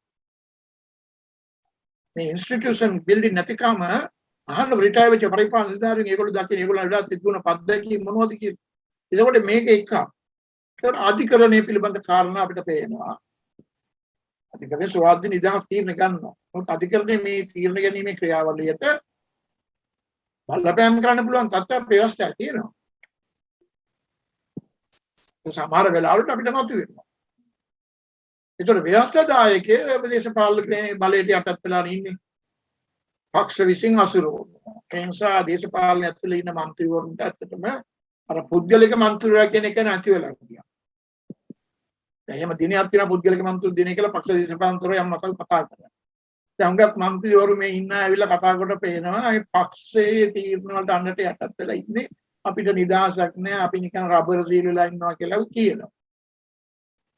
එතකොට මහජනයාගේ නියෝජිත කියලා කියන ආයත මහජනයා වෙනුවෙන් මේ වැඩේ හරියට කරන්න බෑනේ නේද? මේකේ ප්‍රතිඵලය වෙන්නේ මේ ආයතන ඇතුලේ විරෝධතාවය මහජන අදහස් ඉදිරිපත් කිරීම නිකන් අර විපක්ෂුණත් ඇවිල්ලා කරන්නේ ඒ නිසා අදහස් ප්‍රකාශ කරාම සද්ද දානවා කෑ ගන්නවා ඒගොල්ලෝ කෑ ගන්නවා. ඒතර മന്ത്രി මණ්ඩල අපිට ගෝසාවක් මිසක් සාකච්ඡා විවාදයක් යන්නේ. ඒ නිසා ප්‍රජාතන්ත්‍රවාදී උග පාරේදී. ඉතින් මේක ඇත්තට හොඳ නෑ. ඒතර අපේ රටේ ප්‍රජාතන්ත්‍රවාදී පිළිබඳව ඒ නිසා මේ ආයතන පද්ධතිය මේ ව්‍යවස්ථාව මේ ව්‍යවස්ථා ක්‍රමය මම මුලින් කිව්වා වගේ නීති පාලනය වෙනුවට පුද්ගලයෙකුගේ පාලනය උඩට ගියේ. rule by law නෙවෙයි rule by 1 person or 2 person or 3 person. ඒ කියන්නේ එක්කෙනෙක්ගේ හෝ ටික දෙනෙක්. ඔය එක්කෙනාගේ ටික දෙනෙක් හොඳ පාලනය එනවා. හිතකාමියෝ ගියොත්. හැබැයි තමන්ගේ පුද්ගලික වූ දේශපාලන ආර්ථික අරමුණු වලට සම්බන්ධ වෙනම එක්කෙනාගේ ඉන්නේ ඒකාධිපතිය. ටික දෙනාගේ ඉන්නේ කතපයාධිපතිය. ඒ කියන්නේ ප්‍රජාතන්ත්‍රවාදීට ඇරිස්ටෝටල් කිව්වේ නරකයි කියලා. මොකද ප්‍රජාතන්ත්‍රවාද ජනතා බහුතරය ඇවිල්ලා ගාලා කරපුවාම ස්වාධීන බුද්ධිමත් තීරණ ගන්න බෑ. එපාර හැලට දුවනවා පාලකයෝ. ඒ නිසා තමයි නීතිය දාන්නේ. ඒතකොට දේශපාලක ඒගොල්ලන්ට කෑ ගහන්න බෑ. ඒ නිසා ඒගොල්ලෝ එයා කිව්ව එතන එන්න ඕන බුද්ධිමත්තුගේ පන්තියක්. එතන එන්න ඕන පාලන තීරණ ගන්න. ඒකට ඔක පොලිටිකල්. ඒ නිසා අර දේශපාලනයේ ප්‍රජාතන්ත්‍රවාදයට කිව්වේ මේ පර්වර්ටඩ් විකෘතු නරක තත්ත්වය. ජෙනුයින් ෆෝම් එක තමයි පොලිටි. ඒක ජෙනුයින් එකෙන්ද. ඉතින් අපි එහෙම නැහැ. අපේ ලෝකේ ප්‍රජාතන්ත්‍රවාදී කියලා අපි අද කතා කරන කතිකාවේ තියෙන්නේ නීතිය පාලනය. ඉතින් ප්‍රශ්නේ තියෙන්නේ මේ ආර්ථික ක්‍රියාවලිය අපේ රටේ තියෙන මේ ඉදාසල්දපල නෙවෙයිනේ අපේ රටේ තියෙන රාජ්‍ය දේශපාලන ආරම්භ වලින් මෙහෙවන්නා වූ වෙළඳපොළ ක්‍රියාවලිය. මේවා ස්ටේට් කැපිටලිස්ට් කන්ට්‍රීස්. මේවායි කාර්ය සාධනයක් ගන්න බැරි කම නැහැ මේ පුළුවන්. හැබැයි ඒක කාර්ය සාධන ගේන්න පළවෙනිම කාර්යයෙන් තමයි දූෂණය කියන එක නවත්තන්න. දැන් මේ චීන යන්නේ එහෙමනේ ට්‍රේඩ් ස්ටේට් කැපිටලිස්ට් මම පාවිච්චි කරනවා. තාම දැඩි විදියට දූෂණ විරෝධී සංග්‍රාමය කරහා තමයි මේ තත්ත්වය අදගොන්නේ. අනික තමයි ජාතිවාදී. ඔකට මේ ප්‍රජාතන්ත්‍රවාදී කතිකාව කියන පුරවැසියා කියන කෙනාට නිදහස පාවිච්චි කරන කෙනාට මේක ආපුවම ඔක්කොම අවුල්නේ. ඊට පස්සේ ඒගොල්ලෝ යන වෙන පැත්තට. ඒගොල්ලෝ අර ඩෙමොක්‍රසි වලින් ඩෙමෝ නෙමෙයි ඊට පස්සේ එත්නෝස්ලා වෙනවා. ඊට පස්සේ එක එක ජනවාර්ගික අවශ්‍යතා අනුව තමන් කල්පනා කරනවා. දැන් අපේ ආණ්ඩු ක්‍රමය අනුව බලන්නකෝ අපි කතා කරන පොදු නිදහස් ඡන්ද විමසීමේ මේ ක්‍රියාවලිය තුළ වැඩි බලය තියෙන කාටද? ප්‍රධාන ජන කොටස ජාතිය සිංහලයි. ඒකට ඒකේ බලයට එන්න බෑනේ. ඒක නෙවෙයි අතුරුතලයේ ඉන්නේ. මේක තමයි ව්‍යවස්ථා ක්‍රමය හදලා තියෙන්නේ. මේක ඒකාකාරක ප්‍රජාතන්ත්‍රයක්. අර ජනවර්ග ආධිපත්‍ය ක්‍රමයක්. මේක ස්ට්‍රක්චර් කරලා තියෙනවා. එතකොට මේ ඔයාලා අපි මේක කතා කරනවා. ඒගොල්ලෝ වෙනම ඉන්නවා. ඉතින් මේක මේ ප්‍රජාතන්ත්‍රවාදයට ආවිහිරයක්. අපි හිතන ප්‍රජාතන්ත්‍රවාදයේ අපි මේ ආරක්ෂා කරන කතා කරන අනිවාර්ය බේසික් අපේ නිදහස තීමේ පැතීමේ අදහස් ප්‍රකාශ කිරීමේ ලිවීමේ කියවීමේ සංවිධානය වීමේ මත ප්‍රකාශ කිරීමේ විවේචනය කිරීමේ මේ කියන නිදහස මෙතන තියෙන දේශපාලන කාරණයක් මේක දේශපාලන යුක්තිය පිළිබඳ කාරණයක් political justice ආර්ථික යුක්තිය පැත්තකින් තියමුකෝ සමාජ යුක්තිය පැත්තකින් තියමුකෝ මේ ඔය සියල්ල පිළිබඳ වෙනස්කම් ඇති කිරීම සඳහා අපි එක්තරා දේශපාලන යුක්තියකට එන්න ඕන. ඉතින් මේකට අවහිරයක් තියෙනවා. මේක මම හිතන්නේ අපි කටට එනවා. මම දැක්කා ඊයේ මොකක්ද පෙළපාලියක උදේයි කියලා දැන් ඒ දැන් අල්ලගන්න නිරෝධාන නීතිය කියලා අරන් යනවා. දැන් පාරේ ගිහලා මම යමක් කතා කරොත් මේ දැන් මේ වෙලාවත් මම සෙනගන්න එක හොඳයි. මේ මාස්ක් එක දැම්ම නැකරවන මම අරන් යනවා. මේ කොරෝනා නෙමෙයි මේ පොලිටික්ස්. එතකොට ඒක කරන්න වෙලා තියෙනවා එතන වල රාජ්‍ය ආයතන වල ඉන්න අයට මොකද කරන්නේ ඒගොල්ලෝ? එතකොට මේවා මිනිසු බිය ගැනීමනේ. එතකොට අපි කොහිට නොහිටියත් මේ වැහුණු ආකාරයක ප්‍රජාතන්ත්‍රවාද කන්ට්‍රෝල් කිරීමේ ක්‍රමයක් තියෙනවා.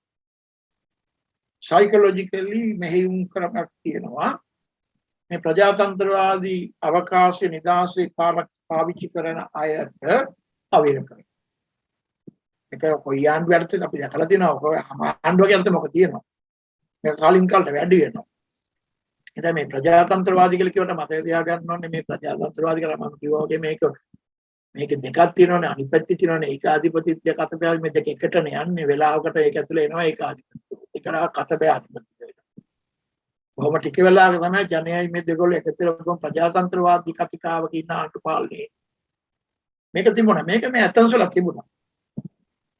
මේක ඒ ගැටුම තියෙනවා. මේ පරස්පර දෙකක එකතුවක් තමයි මේක.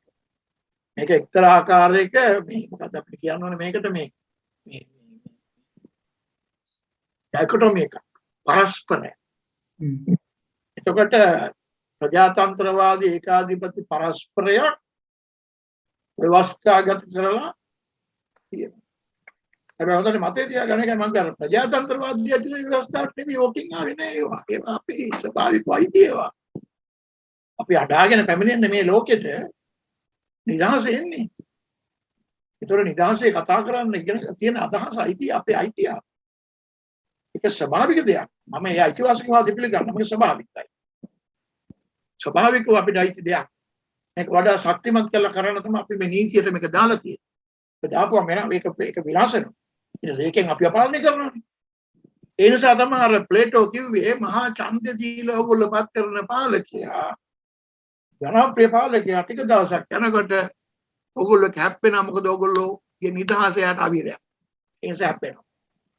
ඊට පාලකයා ඔයගොල්ලෝ යට කරලා ඒකාධිපතියෙක් වෙනවා කියලා කිව්වා.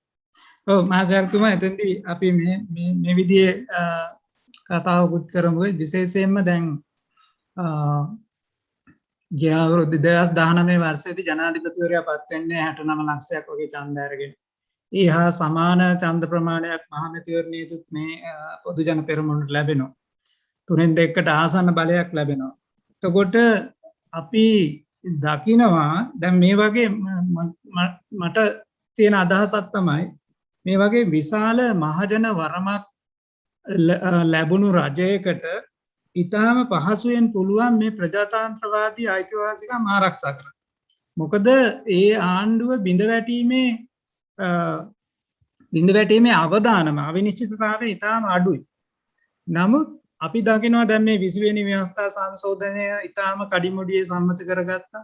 ඊළඟට දැන් මේ වරාය නගර පනත කිසිම ප්‍රබල සාකච්ඡාවකට ලක් නොවන ආකාරයට ඉතාම කඩිමුඩියේ මං හිතන්නේ උසාවිය ලබා දුන්න කරුණුවත් හරියට ඒකට සංශෝධනය කරාද කියලා සැකයහැර දැනගන්න ඉඩක් තියන්නේ නැතුව මේ වගේ වැදගත් අනපනක් ඉතාම කඩිමුඩියේ සම්මත කරගත්ත කිසිම ජනතාවට සංවාදයකට ඉඩ හැරියේ නැහැ. ඒත් එක්කම මේ කොරෝනා වසංගතය හරහා තිබ්බේ ලොක්ඩවුන් සංරෝධක මැද මේ පාර්ලිමේන්තුවේ දවස් දෙකක් කතා කරලා මේ පනත් සම්මත කරගත්තා. එතකොට ඔබට හිතෙන්නේ නැද්ද? මට හිතෙන්නේ ඇයි මේ විශාල බලයක් ලැබෙන ජනවරමක් ලැබෙන ආණ්ඩු ඉතාමත් ප්‍රජාතන්ත්‍ර විරෝධී විදිහට කටයුතු කරන්නේ? ඒකට ඔබේ මතය මොකක්ද? මම හිතනවා මුලදී මම ඔකට ඇඩ්‍රස් කරා. මොකද මේ ව්‍යවස්ථාව හදලා තියෙන ඔය කාරණේ තේරුම් අරගෙන ජනාධිපති ධුරයක් මුල් කරගෙන රටේ අතිවිශාල බහුතරය කියන්නේ ඒකාන්ත බහුතරය ඡන්ද කොට්ටාසය හරියට දෙකට මැදින් කපලා එකක් ගන්නවා 50ට එකක්. ඒතකොට ඒ වගේ බලයක් ගන්න ජනාධිපතිවරයෙකුට ජනතාවගේ විශාල මැන්ඩේට් එකක් එනවනේ. අපි ඒ තරම් බලයක් දුන්නේ. ඒ තරම් බලයක් දුන්නේ අර නීතිය පාලනයට අභිබවා යන්න පුළුවන් බලයක් ජනාධිපති ව්‍යවස්ථාවෙන් දුන්නේ ඇයි? ඒ දුන්නේම දැනගෙන මේ ජනතාව සමග හොද කතිකාවක ඉන්න බැරි වැඩ යට තියෙනවා. දැන් මේ පේන්නේ ඒකයි. නැත්තම් මේ වගේ බලය ගත්ත ආණ්ඩුවක ජනවරමක් ගත්ත ආණ්ඩුවක 70 ආණ්ඩුව විශාල ජනවරමක් තිබුණා. 70 ආවේ ආණ්ඩුවට තිබුණා. එතකොට ජනතාව සමග යම් සංවාදයක කතිකාව කරනවා. අතරම 70 70 කාලේ යම් ප්‍රමාණයට එදා ආණ්ඩුව ඒ කතිකාව තියාගෙන හිටියා නගාවේ. ඒ අවසානයේ ඒගොල්ලන්ගේ අර්බුදයෙන් විනාශ වෙයි.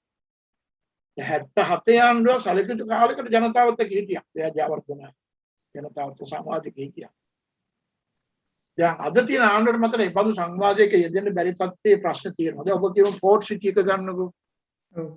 දැන් පෝට් සිටි එක ඒක දෙන්නේ දැන් නෙවෙයිනේ. 2015ට පෙර දෙන්නේ. 2015 යවපු ආණ්ඩුව මේක අන්තිමට 99 අවුරුද්දකට දෙනවා. මම තියෙන්නේ දැන්. දැන් ඒතර මේ ආණ්ඩුව දැන් පැවරෙනවා ඒක ඉතිරි පියවර. ඒගොල්ලෝ දන්නා මේක මහජනයාට යටෙන්නේ නැහැ. මේ නිසා තමයි 20 වෙනි සංශෝධනය. මොකද ඒක ඇතුළේම අර පක්ෂය ඇතුළේ මේකට අර්බුද එන්න පුළුවන්. මොකද ඒක ඇතුළේ ඉන්නවනේ ජාතිකවාදයේ දේශප්‍රේම කතා කරන පිරිස. මේ විශ්ව ගන්න ඒකට නැත්තම් එළිය තිබුණේ නෑනේ ආණ්ඩුවට තර්ජනය. තර්ජන තිබුණේ ආණ්ඩුව ඇතුළේම තමයි. දැන් ওই ටික ටික නලියනවා පේනවනේ. ඒ නිසා ඒක තමයි මේ ගත්තේ. රෝග ජයවර්ධන මහත්තයත් කරා විදියට. එතකොට ඒ කියන්නේ අද මේ පාලන තන්ත්‍රය එන්නට ආයෙත් තියෙන ලොකු ප්‍රතිපත්තිමය පාටියක් මරද්දන තීරණ ගන්න. දැන් පෝට් සිටි එක බලන්න. මේක 99 අවුරුද්දක් නේ. දැන් 99 අවුරුද්ද ඉවර වෙලා මේක අපිට පැවරෙනකොට කවුද ඉන්නේ? වයින්වද මම ඉන්නවද? එදා ඒක බාරගෙන යන පරම්පරාවේ ඉපදෙන්නේ තවත් අවුරුදු 70කට පස්සේ මේ රටේ. ඒක පාර ගන්නයි වයස 30 40 ඒ වගේයි කිව්වොත් ඒගොල්ලෝ ඉපදෙන්නේ 70කට පස්සේ. 60කට පස්සේ. ඒ ඉපදිලත් නෑ. ඒ වටිය බැලුම් කරනවා. ඒක තමයි මේක මේ වේගින් යන්නේ. දැන් ඉතිහාසයේ විසින් මේ ඇති කළ තියෙන තත්ත්වෙත් තුළ ආණ්ඩුවත් හිර වෙලා ඉන්නවා. ඒක ඇත්ත. ඒක පේනවා අපිට. ඒ වගේ මේ තීරණ දැන් ගන්න වෙලා තියෙනවා. එතකොට දැන් මේ යටිතල පාසුකම් සම්බන්ධයෙන් මේ තියෙන අපි අපේ කොල්ලක් බබෙක් වගේ ඇලිලානේ ඉන්නේ. ගහන කියලා. එතකොට ඒ නිසා ආණ්ඩුවට මහජනතාවගේ සහයෝගය ඔය කියන දේ ලබා ගන්න බෑ කියලා ඒගොල්ලන්ට පේනවා. දැන් සහයෝගයක් තිබුණානේ. තියෙනවනේ 69 පක්ෂයක් ඡන්දෙ දුන්නනේ. 69 ලක්ෂ තමන් පිටිපස්සේ ඉන්නවනේ. ඒ නිසා ප්‍රජාතන්ත්‍රවාදයට බය වෙන්න ඕනේ නේ. ඒයි ප්‍රජාතන්ත්‍රවාදයට බය වෙන්නේ. දැන් ඔය අසීමිත බලතල ගන්න ප්‍රජාතන්ත්‍රවාදයේ පාලනය කරන්නනේ. වෙන මොකක්ද පාලනය කරන්නේ නෙවෙයි. ඒකයි ප්‍රජාතන්ත්‍රවාදයේ පක්ෂය ඇතුලේ ඉන්න මන්ත්‍රීවරුත් කණ්ඩායම් පාවිච්චි කරන්න පුළුවන්. ඒක ලංකාවේ හුඟක් අද අපි ඔය මේ 70 ව්‍යවස්ථා තියෙන තව ලක්ෂණයක් නේ. මේ බලයට එන එක්කෙනා බලයට ගන්න ජනාධිපතිවරයා කියන එක්කෙනා එක තව කතාවක් වෙනවා නෙමෙයි අපි මේ මෑත ගත්ත වචනේ පොදු අපේක්ෂකයන්නේ. පොදු අපේක්ෂක කියන්නේ විවිධ කණ්ඩායම් බලවේග එකතු වෙලා ජවයක් දෙන කෙනෙක්. ඒකට යාට පිටිපස්සේ තියෙනවා යාගේ බලය දුර්වල කරන්න පුළුවන් සාධක. ඒක තමයි මේ කතිකා පේන්නේ. එතකොට මේ ජනතාව අතර තියෙන නෙමෙයි මේ අතරම බය තියෙන්නේ. අර තමන්ගේ බල පද්ධතිය තුලම තියෙන ප්‍රතිවිරෝධතාවයන්. නේද? එතකොට දැන් මේක ඉතින් අතරම මට තියෙන උත්තරේ නම් ඒක තමයි. මේ විදියට තමන්ට ලොකු සහයෝගයක් බලයක් තිබුණාත් ඒ ප්‍රජාතන්ත්‍රවාදී විදියට ක්‍රියා කරන්න බැරි පසුබිමක් තමයි ඉන්නේ. මොකද මේ වගේ රටක පාලන තීරණ ගැනීම, ආර්ථිකය මේවා හඳුන් කිරීම, සමාජයේ ප්‍රතින ඉල්ලීම් හඳුන් කිරීම වගේ දේවල්ට එනකොට මේ ඔය කියන ප්‍රජාතන්ත්‍රවාදික ඒගොල්ලන්ට යන්න බෑ. ඒක තමයි අපිට තියෙන ප්‍රශ්නේ. මොකද ප්‍රජාතන්ත්‍රවාදී හැම වෙලේම තියෙන්නේ අනතුරක තමයි. ඒක රැක ගැනීම සඳහා මේ තියෙන වගකීම් ගැන තමයි අපි මේ කතා කරන්නේ. අපිට මහාචාර්ය උපුල් අබේරත්න සම්බන්ධ වෙන ඔබට ප්‍රශ්නයක් තියෙනවද ඉදිරිපත් කරන්න?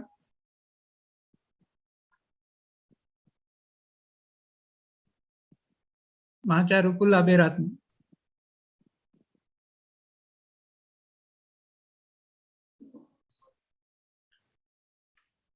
හොඳයි අපි මහාචාර්ය උපුල් අබේරත්න සම්බන්ධ වෙනකන් දැන් අපිට මේ ප්‍රේක්ෂකයන්ගේ ප්‍රශ්න කීපයක් ලැබිලා තියෙනවා. මම එකක් ඉදිරිපත් කරන්නම්.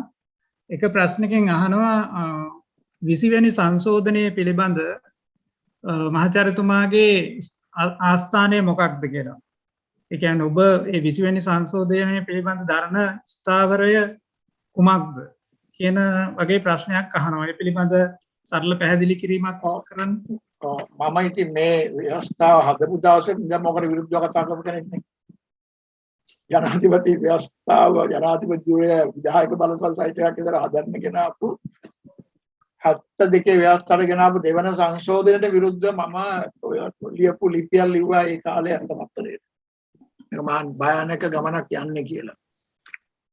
ඒ නිසා දැන් 20 වෙනි සංශෝධනය ඉතින් මගේ තියෙන්නේ ඒකට මම එකඟ නැහැනේ. ඒක අර තිබුණු දැන් අපි 19 සංශෝධනයේ යම් කිසි සීමාවන් දාන්න හැදුවා නම් ඒකත් අයින් කරා. ඒක තමයි කරේ. බයි ඊට තව දේවල් ගෙනාවා. දැන් 19 සංශෝධනය විසින් අයින් කරපු සමහර දේවල් ඇතුළට ගේනකොට අර ජනාධිපති විධායකයත් එක්ක ආපු ඒවට වඩා බලතල ආවා. විශේෂ සංශෝධනය. ඒ නිසා මම විශේෂ සංශෝධනය කරන්නේ මේ ජනාධිපති ධූරේම අහෝසි කළ යුතු අයින් කළ යුතු කියන කතාව වෙන්නේ. අපි සාමාන්‍ය කැබිනට් ක්‍රමයකට ආයුධ කියන මතය තමයි මම ඉන්නේ. ඒක තමයි අපි ප්‍රජාතන්ත්‍රවාදී පදනමින් ගන්න මේ ජනාධිපති ධූරය මේ වඩා මේ සංගමයකට හදලා එහෙම ගේනවයි කියන එක මේ ව්‍යවස්ථාව ඇතුලේ කරන්න බෑ. දැන් ඔය 19 සංශෝධනය නාම අධිකරණ තීරණය අපිට පේනවනේ. මේ පාර්ලිමේන්තුව ඇතුලෙන් ගේන සංශෝධනයකින් ඔය තත්ත්ව පාලනය කරන්න බෑ. ඒ නිසා ජනාධිපති විධායකය සම්පූර්ණයෙන් අයින් කරපු නව ව්‍යවස්ථාවක් පිළිබඳ කාරණේ රටේ ඉස්සරහ තියෙනවා. ඒකට කොහොමදත් මේ පාලන බලයේ ඉන්න අය අතර එකතු වේකතාවක් එන්නේ නැහැ. අපි දැන් දැකලා තියෙනවා මම අත්දැකීමෙන් දන්නවා. එතකොට ඒක යම් ආකාරයකට පාලනය කරගෙන අගමැතිවරයෙකුගේ ඇමති මණ්ඩලයක පාලනයක් රටේ අරගෙන ගියාට ජනාධිපතිවරයාට පුළුවන්කම ලැබුණේ ඒකට අවිහිරති කරන්න.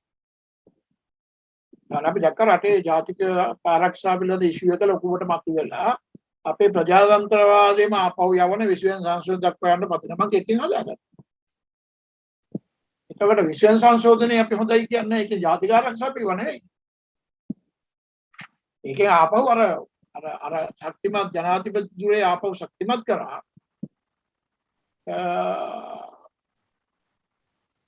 ඒ නිසා අපේ ප්‍රජාතන්ත්‍රවාදයට තියෙන අනතුර තියෙනවා. මොකද නීතියට උඩින් ඉන්න ජනාධිපතිවරයෙක් දැන් ඉන්නේ ව්‍යවස්ථාවයි තියෙන්නේ. අඩු දාන්න බෑනේ ජනාධිපතිවරයා විරුද්ධ.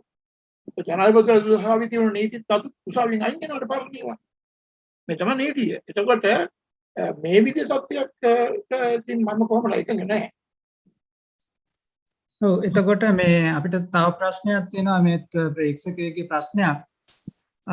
ඔහුගේ ප්‍රශ්නය තමයි ලංකාවේ මේ වෙන විට තිබෙන්නේ කුමන ආකාරයේ පාලන තන්ත්‍රයක්ද කියලා.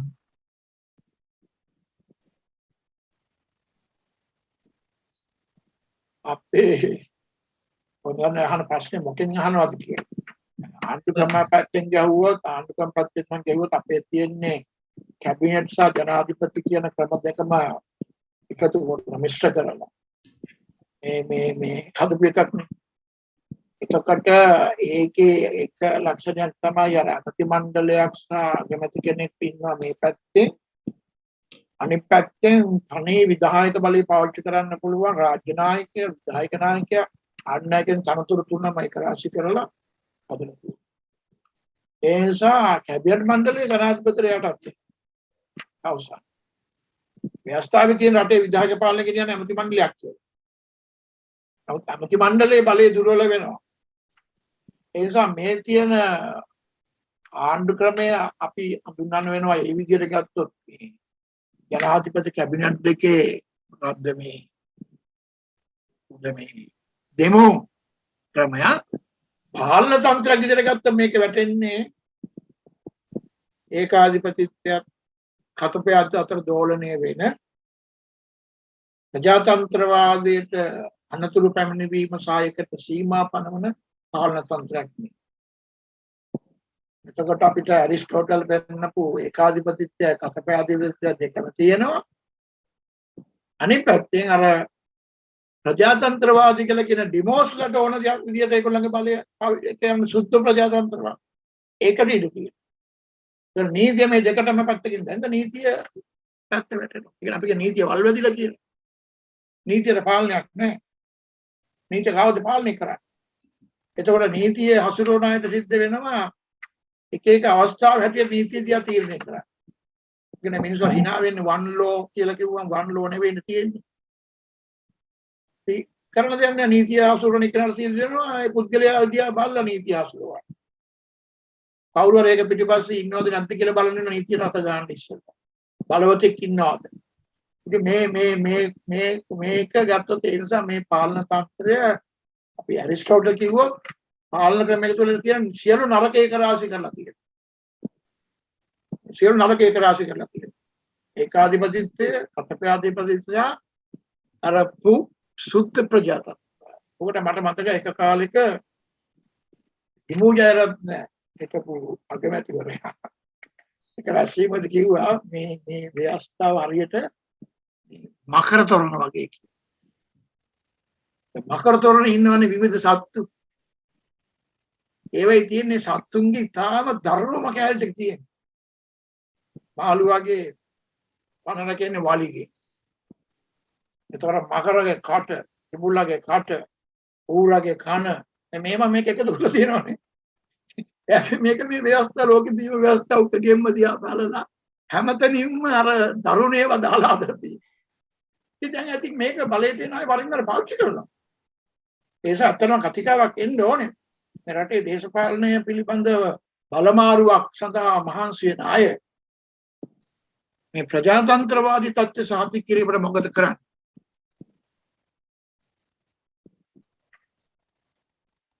ප්‍රජාතන්ත්‍රවාදී අඩුමසේ මේ තියෙන අවකාශය අපි මේ මහන්සිලා රකින්න හදන අවකාශය ආරක්ෂා කළ දෙන්න මොකද ඒගොල්ලෝ ඉදිරි කාලේ කරන්නේ? ඒක වැදගත් ප්‍රශ්නයක්.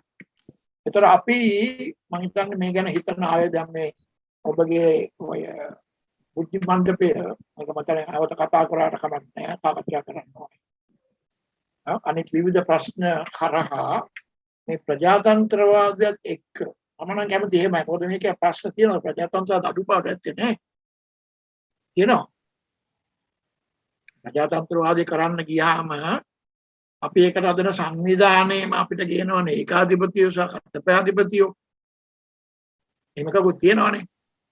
නේද? මේක අර උපමා කතාවක් තිබුණේ පරණ අර මේ ධනවතෙක් මරණ මංචකේ ඉන්නවා කම්මැලි පුත්තු හත් දෙනා වට වෙලා බලන් ඉන්නවා තාත්තගේ ධනෙ ගන්න. ඔය තියෙන්නේ.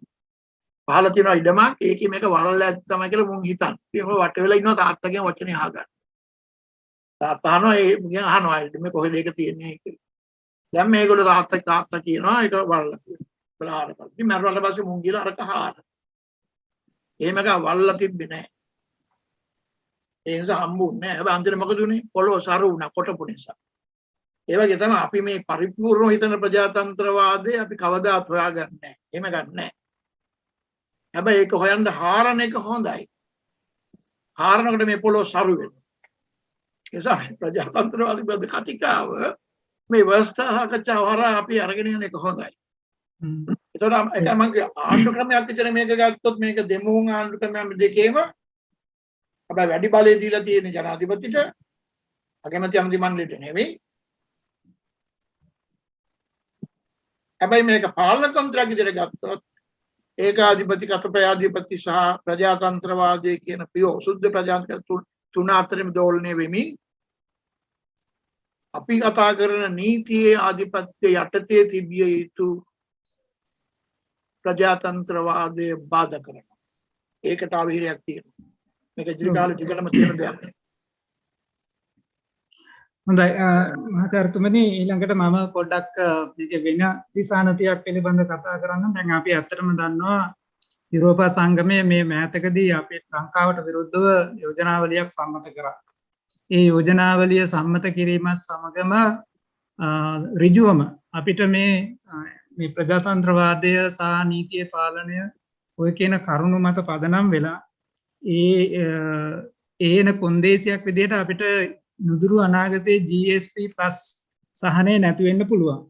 එතකොට මේ පිළිබඳ අදහස් දක්වන මුදල් රාජ්‍ය ඇමතිවරයා ප්‍රකාශ කරන්නේ අපිට GSP+ නැති වුණාට කමන්නේ. මොකද ඒකෙදි ඒ GSP+ නැති වෙන්න මතු කරන ගැටලු තමයි ගැටලු මේ ආර්ථික කරුණු නෙවෙයි. ඒවා මේ මානව හිමිකම් පිළිබඳ කරුණු, ත්‍රස්තවාදයේ වැළැක්වීමේ පනත ක්‍රියාත්මක කිරීම පිළිබඳ කරුණු, ඒ වගේ නීතියට පටහැනින් ගිය මිනිමැරුම් මේ සම්බන්ධයේ ඒ වගේ නීතියට පටහැනි කරුණු පිළිබඳ ඒවා හින්දා එකට අපි අවධානය යොමු කරන්නේ නැහැ. අපිට GSP+ නැති වුණාට කමන්නේ කියන එක මේ රජයේ ප්‍රධාන අමාත්‍යවරයෙක් දරනවා. එතකොට අපි මේකෙන් ලෝකයට නැවත වරක් පෙන්눔 කරන්නේ අපි මේ රටේ මිනිස්සුන්ට මේ මානව අයිතිවාසිකම් මේ රටේ මිනිස්සුන්ගේ ප්‍රජාතන්ත්‍රවාදී අයිතිවාසිකම් ලබා දීමට සූදානම් නැති බව නේද මේ පිළිබිඹු වෙන්නේ. ඔව් ඒකමදි මම දැක්කා මේ ආණ්ඩුවේම තව පැත්තකින් මේ ඔය කියන ඒවට මේ පිළියම් ගදන්නත් පිළිවෙල ගන්න විදේශ අමාත්‍යාංශ පැත්තේ. එතකොට ඔය සිරකරුවන් නිදහස් කරලා මේ මානව අයිතිවාද තත්ත්වය පිළිබඳ යම් වාර්තා සකස් කිරීම ඒ වගේ වලට බැලලා තියෙනවානේ. දැන් ඔය අමතුරා කර ප්‍රකාශය මම අහගෙන හිටියා. ඒකේ මතු කරන්නදී මේ රටේ ජනතාවට කියන්නේ මේක අපේ ස්වෛරීත්වය පිළිබඳ ප්‍රශ්නයක් කියලා. ඒ කතන්දරේට අපි කියොත් අපිට කිසිදු වෙනත් රටක මේ එක සම්බන්ධ පැවැත්මේ ප්‍රශ්නයක් එනවා. ඒක හැම එක්කෙනාම යම් යම් කාරණා ඉල්ලනවා. යම් යම් දේවල් පිළිබඳ බලපෑම් කරනවා. එතකොට ස්වෛරීත්වය දාගෙන ගියොත් ඕක කරන්න බෑ. අපි අද ඉන්නේ මේ ওই ස්වෛරීත්වය ස්වාධිපත්‍ය මේවට කිසි අර්ථයක් නැති ලෝකෙකනේ. අපි වඩා එක පැත්තකින් කතා කරනවා ග්ලෝබලයිස් වෙනවා විශ්වීය වෙනවා අපි එක්සත් ජාතික සංවිධානය මේවා හරහා ලොකු ලෝකයක් එක්ක ගමන් කරනවා කියලා. ඒ නිසා ස්වෛරීත්වය ස්වාධිපත්‍ය වගේ දේවල් අපි දේශපාලනයක් කරනවා පළකට තර්ක කියලා. වා නිසරු තර්කයක් කියලා කියන ස්වාධිපත්‍ය සංකල්පෙන අපි කියන වැඩක් නැහැ කියලා. මොකද ඒකට තේරුමක් නැහැ. දැන් ඒ ආණ්ඩුවම දැන් ওই GSP ප්ලස් එක සඳහා යුරෝපියන් කොමිෂන් එකට දැන් වාර්තාවක් හදනවා. මේවට අපි උත්තර දෙන ආකාරය ගැන පැහැදිලි කිරීමක් කරනවා. මොකද මේම අපි දැන් ඉන්නේ ඇත්තටම මේ කාරණා අපේ පැත්තෙන් ගත්තා ප්‍රජාතන්ත්‍රවාද අපිට අදාළ කාරණා. මානවයිතුව මේ වගේ හරි. ඒවා යුරෝපයෙන් කිව්වයි කියලා අපිට අයිති නැහැ කියලා කියන්න බෑ. බටහිරට ඒවා අපිට එහෙම කියන්න බෑ. ඒවා බටහිර නෙවෙයි. ඒවා අපේ. මේ ඔක ගැන සම්ප්‍රදාය තරකයක් නෙවෙයි බටහිර අපිට අයිති නැහැ කියලා නේ අපිට අයිති. අපි මිනිස්සු. ඒතර මානවයිතුව නිදහස්කමනේ අපි කතා කරන්නේ. මේවා අපේ දේවල්.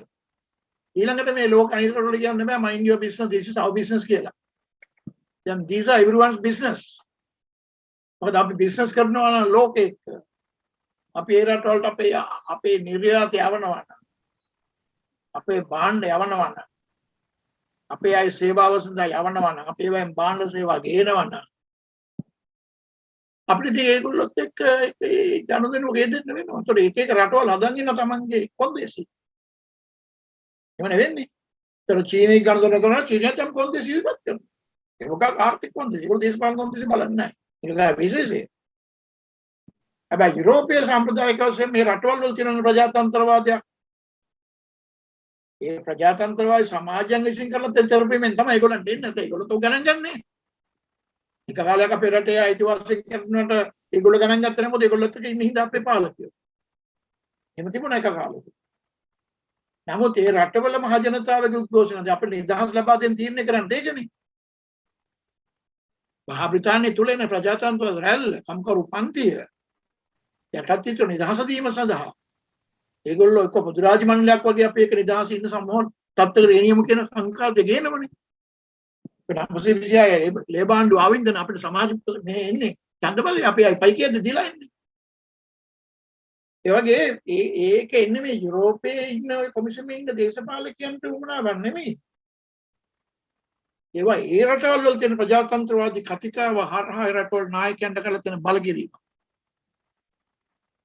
ඒ වගේ අපි දන්න ඔය ආර්ථික ආධාරණ ඔය සූරාකෑමේ සම්බන්ධතාවයක් තියෙනවා. ඒවත් තියෙනවා. හැබැයි ඉතින් අපිට වෙලා තියෙන්නේ මේවයි ගනුදෙනු කරන්න එපා. අපිට කියන්න බෑ මේ ආවින්ද එපා ඉංගලන්ත ඉන්න කියලා මේ අපි අයිලන්ඩ් අපි අර දූපත් මානසිකත්වයට වැටෙන්න බෑ. ඔය දූපත් මානසිකත්වයනේ. මේ රටේ පාලනයට දූපත් මානසිකත්වයට එන්න බෑ. මොකද අපි කවදාවත් දේශපාලන වශයෙන් දිවයිනක් උනේ නැහැ. We are not an island politically. Never an island politically. අපි ඉතිහාසයේම ග්ලෝබලි තමයි හිටියේ.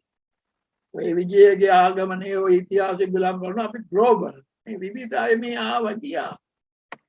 එතකොට මේ අද මේ මහජනතාව සතුටු කරන්න මේ ස්වෛරීත්වය කතා කරලා වැඩක් නැහැ. මහජනතාව දන්න ඔය ස්වෛරීත්වය ඔය දේශප්‍රේමී මේවයි අද ඇතිදියක් නැහැ මේ නිකන් බලය සඳහා පාවිච්චි කරන තරක තමයි කියන්නේ. ඒතර ප්‍රජාතන්ත්‍රවාදී කතිකාවේ ඉන්න අයට අපිට කියන්න සිද්ධ වෙනවා ඔය ඕවා පැත්තක දාලා අපි ලෝකයේත් එක්ක නම් ඉන්නේ. අපි මේ ලෝකයේත් එක්ක ගනුදෙනු කරනවා නම් වඩා ප්‍රජාතන්ත්‍රවාදී ශිෂ්ට සමාජයක් විදිහට මේ රට සකස් කර ගැනීමදී අවධානය යොමු කරන්නේ. එහෙම කරා මහජනයා සහයෝගය දෙනවනේ. අපි විරෝධය ප්‍රකාශ කරන්නේ නැහැ නේ. ඒ තත්ත්ව සකස් කරනවා නේද? ඒතොර නිදහසේ එන කතිකාවකට අදහස් කර එන්න දුන්නොත් මේගොල්ලෝ දැනගන්නේ මේ තියෙන විවිච්ච නිදහස. දැන් ඔක්කොම කට බියාගත්ත ඔක්කොම දන්නේ මොකද්ද මිනිස්සු හිතන්නේ කියලා. ඒ නිසා නිදහස් කතිකාවේ සංවාදයේ වහලා තියාගෙන රටක් ගෙනියන්න බෑ. ඒක හිතන්න ඕනේ. එතකොට මේ අද කතා කරන මේ සංවර්ධනය සාර්ථක කරන්න බෑ නැත්තම්. ඒක දැනෙයි වෙලාවක ඒ නිසා මම කල්පනා කරන්නේ ඒවා මේ ඇත්තටම මේ යල්පැන ගිය සාකච්ඡා. යල්පැන යමින් තිබෙන සාකච්ඡා. ඊළඟට තවත් ප්‍රේක්ෂකයෙක්ගේ මේ විදිහේ අදහසක් තියෙනවා. එහෙම නැත්නම් පැහැදිලි කිරීමක් ඉල්ලනවා. විශේෂයෙන්ම ලංකාවේ ආයතන රාජ්‍ය ආයතන දේශපාලනීකරණය සහ හමුදාකරණය වෙමින් පවතිනවා මේ පසුගිය කාලය තුළ ඉතාම වේගවත් විදියට. එතකොට මේ රාජ්‍ය ආයතන දේශපාලනීකරණය සහ හමුදාකරණය වීම තුළ ප්‍රජාතන්ත්‍රවාදයට ඇති වෙලා තියෙන තත්ත්වය, ඒ කියන්නේ යම් කිසි තර්ජනයක් තියෙනවද? එහෙම නැත්නම් ඒ තත්ත්වය පිළිබඳ ඔබගේ පැහැදිලි කිරීම කුමක්ද? සැබවින්ම මේක තියෙනවා. අර ඒකනේ මම කිව්වේ අර මෙන්ඩිස් ජී.සී. මෙන්ඩිස් කියපු දේ ආයතන නිර්මාණය කරපු ආයතන ඔක්කොම අපි දැන් දුර්වල කරනවා. අපේ ආයතන දුර්වලයි. මොකද දේශපාලන කරනවා. මොකද ආණ්ඩුක ව්‍යවස්ථාවේ කියනවනේ අමාත්‍යාංශයේ අමාත්‍යවරයා අමාත්‍යවරයාගේ නියෝග නිර්දේශ අනුව ලේකම් වැඩ කළ යුතුයි කියලා පගන්තියක් තියෙනවනේ. එතන ඉඳලම පටන් ගන්නවා. දැන් මේ ලේකම්ල කියන එක අර ඉස්සර වගේ ඉස්සර ලේකම් නෙවෙයිනේ. ඉස්සර සිවිල් සේවාවෙන් ආපු පර්මනන්ට් එක්කෙනෙක් තමයි ඉස්සර ලේකම්. එයා පර්මනන්ට්. එයා යවන්නේ යන්න බෑ. ඒ තනතුර තුළ ඒගොල්ලෝ ඉන්නවා. පස්ව මේගොල්ලෝ මාරු කරන්න අර මේ පන්ති ගියා අන්තිමට කරේ අයින් කළා ලේකම් කෙනෙක් දානවා. දැන් මේගොල්ලෝ සිවිල් සේවාවෙන් එන්න පුළුවන් නැත්නම් පිටින් එන්න පුළුවන්. කොහොමද ගේන්න පුළුවන්? එතකොට මේ ලේකම්වරයා දේශපාලන වශයෙන් වැඩ කරන්න තීරණ ගන්න කෙනෙක්. දැන් මේකනේ හැදුවේ. අපිට ඕනේ නේද රෙගුලාසි පැත්තක දාලා යන්න. එතකොට දැන් අද මේ දේශපාලන පත්වීම් හරහා මිලිටරි නිලධාරීන් පත් කරනවා. දැන් මිලිටරි නිලධාරීන් පත් කරේ අද විතර නෙමෙයි. පරණ කාලේ පත් කර මිලිටරි නිලධාරීන් හිටියා. අමුතුරට පරණාඩු පත් කරුවා. අද ටිකක් මේක වැඩි. මම දකින්න ඒක මිලිටරි කරණයම කියලා. මොකද මේගොල්ලෝ අර මිලිටරියෙන් ආපු කෙනෙකුට තමන්ගේ හිතවත් මිලිටරිය පත් කර ගන්නවා වගේ ඒකත් දේශපාලන කරණයම තමයි. දැන් මිලිටරි යාන්ත්‍රණය මේකට ගේන එක හොඳ නෑ. ඒ නිසා මොකද මිලිටරි යාන්ත්‍රණය තඩ ගහගෙන ආපුවා වෙන්නේ අර මිලිටරියට තියෙන ඕන ස්වාධීනත්වය තියාගෙන ඒගොල්ලන්ට වැඩ කරන්න බගලු සිවිල් කටයුතු ආපහු හරි අමාරුකට එනවනේ. ඒකට පොලිසිය ඉන්නවනේ. එතකොට මිලිටරි මේ ඔකොටම ගේනවා. මොකද අපේ මිනිස්සු හිතනවා පොලිසිය හරි නෑ. ඒගොල්ලොත් උපයුදා නිලධාරීන් හරි නෑ. මිලිටරිය හොඳයි. මිලිටරිය දේශපාලන වැඩ කරන්නේ නෑ. හැබැයි මිලිටරිය මේවට ආපහු ටිකක් කරනකොට ඒගොල්ලන්ගෙන් තමයි රැකෙනවනේ. ඒක හොඳ නෑ. මිලිටරිය ඉන්න ඕන අර නේරු කිව්වා වගේ හමුදා බටයා තමයි ඉන්න ඕනේ මේ අහස යට ඉන්න ඕනේ most a political man. දේශපාලන නොවන පුද්ගලයා වෙනවා හමුදා බටයා. මොකද ඔහුට කියනවා රාජ්‍යයට ජනතාවට ආරක්ෂා සපයන්න. ජනතාව තුළ විශ්වාසයක් තියෙනවා. ඉතින් මම හිතන්නේ මේ ඔය මිලිටරි ආය අවයි කියලා මේ මිලිටර කරණයක්ට කරන්න පුළුවන් වෙයි කියලා එහෙම උත්සාහයන් දරනවා. අපි වෙන්නේ තියෙන මේකයි. ඒකයි ප්‍රජාතන්ත්‍රවාදී ගැටුමක් තියෙනවා. ඒ නිසා දේශපාලන කරණය වගේම මිලිටරි කරණය කරන්න යනවා. ඒකට විරුද්ධ වෙන්න ඕනේ. ඔය මිලිටරිය දාගෙන ගිහලා අන්තිමට වෙන්නේ සමාජයක් කරන මිනිස්සු hina වෙනනේ මිලිටරි නිලධාරීන් ගිහිල්ලා සමහර තැන්වල වැඩ කරන්න ගියාම තියෙන ප්‍රශ්න. ඉතින් ඒකේ වෙන්නේ ඒගොල්ලෝ හැලුවට ලක් වෙන එකනේ. ඉතින් දේශපාලන නායකයන්ට වගකීමක් තියෙනවානේ මේ සිවිල් නායකත්වයක් තියෙන්න ඕනේ මිලිටරියට. ඒ සිවිල් පොලිටිකල් ලීඩර්ෂිප් එක කියන එක මූලධර්මයක් මිලිටරි සම්පත්තිය. ඒතර සිවිල් පොලිටිකල් ලීඩර්ෂිප් එක මිලිටරියට දෙන්න ඕනේ. මිලිටරියේ සීමාව තුළ මිලිටරිය වගකීම ආරක්ෂා කරන්න. නැත්නම් මිලිටරියත් ඉවර කරලා යන්නේ ඒගොල්ලෝ. කාලයක් මෙහෙම ගියාම සමාජයේ තියෙන මේ ප්‍රශ්නත් එක්ක අන්තිමට මිලිටරිය ගැටෙන ගත්තොත් ඉවරයිනේ. මොකක්ද තියෙනවා. ඉතින් රටේ කියන ප්‍රජාතන්ත්‍රවාදී පැත්තේ ඉන්න බයක් මේ මිලිටරි ආණ්ඩුවක් එන්න යනවාද?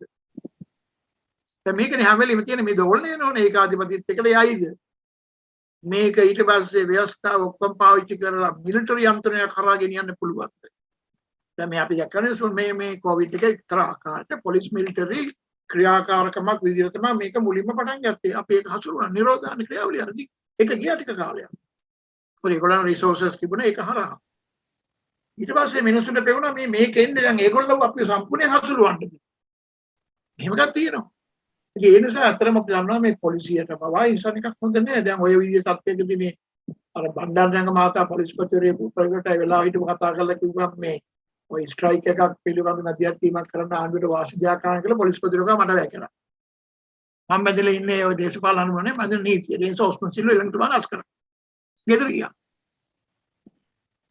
එතකොට ඔය දේශපාලන කරන්නේ නිසා ඒ ආයතන ඇතුලේ මේ පැත්තේ ලාක්කම ඊට පස්සේ අපි දන්නවා ඒක ඇතුලේ එන අය අතරින් මතුවෙන්න පුළුවන් අර සේවාවට අගෞරව කරන දැන් මේ පොලිසිය කියනවා අපිට අගෞරව කරන මිනිස්සු මේ මතුණා කියලා කියපෙරේද එහෙම එනවා මොකද අර තියෙන තාත්ත්වය තියාගන්න අමාරුයි ඒක හොඳ නැහැ මොකද ප්‍රජාතන්ත්‍රවාදී ක්‍රමයකදී මේ ආයතන සකස් කරනකොට හමුදාව කියන්නේ දේශදාලස්තික නායකයෙක් නේ ඒගොල්ලෝ පුහුණු කරන්නේ ඒකට ඒතර ඒක වෙනම තියාගන්න ඒක මේකට ගේන්න එපා ඒක අපේ ප්‍රජාතන්ත්‍ර අනුතරක් තියෙනවා ඒ වගේම නිලධාරීන් කියන්නේ එක්තරා විදිහක ආමිලයි කොපරයිසේෂන් අනදීප්වාම යනට වැඩ කරන නිලබලකාරී ආයතනය. ඒගොල්ලෝ දේශපාලන තොරව කියන්නේ ඒකයි. මොකද ඒගොල්ලන්ට පුළුවන් ප්‍රජාතන්ත්‍රවාදයට අවහිර කරන්න. දැන් මේ අපේ ප්‍රජාතන්ත්‍රවාදී ගෘහයේ අපේ කෑම වේල සකස් කරගන්න ඕන කෝකියෝ තමයි මේ ගින්න ගන්න අපි. හැබැයි අපි ප්‍රවේශම් වෙන්න ඕනේ මේගොල්ලෝ අපේ ගිය ගිනි තෙලයිද කියලා. මොකද අපේ උපකරණ මෙවලම් පාවිච්චි කිරීමේ පුහුණුව බලන්න එනවා. අපි කෝකිය කියනකොට බලන්න එපා ඒක. අපේ ගෙදර ගිනි තියන්නේ නැහැ මෙයා හොඳට ඉව්වට වැඩක් නැහැ රසයි තමයි. ඒ වගේ තමයි අනුතරක් තියෙනවා. මේගොල්ලෝ හොඳට උයන්න පුළුවන් දක්ෂයි කෝකියෝ. හැබැයි මේගොල්ලෝ අපේ ප්‍රජාතන්ත්‍රවාදී ගෘහයේ තියෙන ආම්පන්න පාවිච්චි කරන්න පුහුණුවක් තියෙනවද? මේක වැරදුනොත් ගේම ගිනි ගන්නවා. ඉතින් ওই නිසා තමයි ওই ප්‍රජාතන්ත්‍රවාදයේ අද තියෙන ව්‍යවස්ථා සාකච්ඡාවට එනකොට සුවාදීන අධිකරණය ප්‍රොෆෙෂනල් මිලිටරිය මේවා තියෙනවා. ඒ නිසා ඇත්තටම ඒ වෙන නිලධාරීන් ඉන්න කාලේ හෝ රිටයර් වුණ කාලේ හරි මේ දේශපාලන වැඩවලට ගේන එක එච්චර හොඳ නැහැ. සිවිල් වැඩවලට ගේන එක හොඳ නැහැ. ඉතින් එහෙම එනවා නම් ඒගොල්ලෝ මේ අතරම බොහොම ප්‍රවේශමෙන් මේ කටයුතු වලට ඇගිලි ගන්න ඕනේ. දැන් මිලිටරි නිලධාරීන් ඇමරිකා ජනාධිපති වුණානේ. අපේ ජනාධිපති වශයෙන් මිලිටරියට බයපත් වුණා. ප්‍රජාතන්ත්‍රවාදී රාමුව තුල ඒගොල්ලෝ වැඩ කෙරුවා.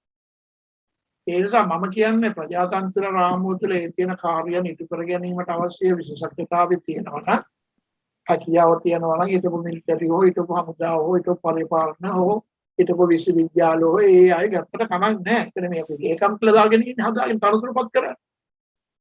හොඳට බලා ගන්නනේ මේ ගත්ත අය මේ වැඩේ හරියට කරන්න දක්ෂද? ඒක නෙමෙයි මේ කෑ ගන්නේම ගත්තට තාමත් කෑ ගන්නවනේ වැඩේ යන්නේ නැහැ කියලා.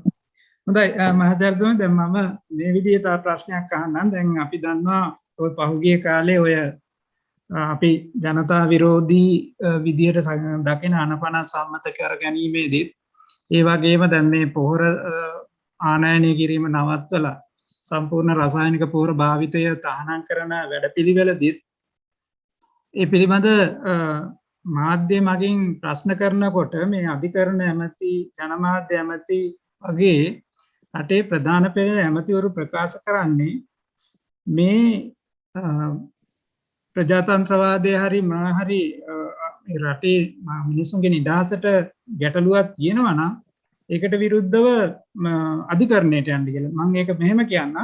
කවුරු හරි මේ අපේ වැඩපිළිවෙලට විරුද්ධ වෙනවා නම් ඒ අයට අධිකරණයට යන්න පුළුවන්.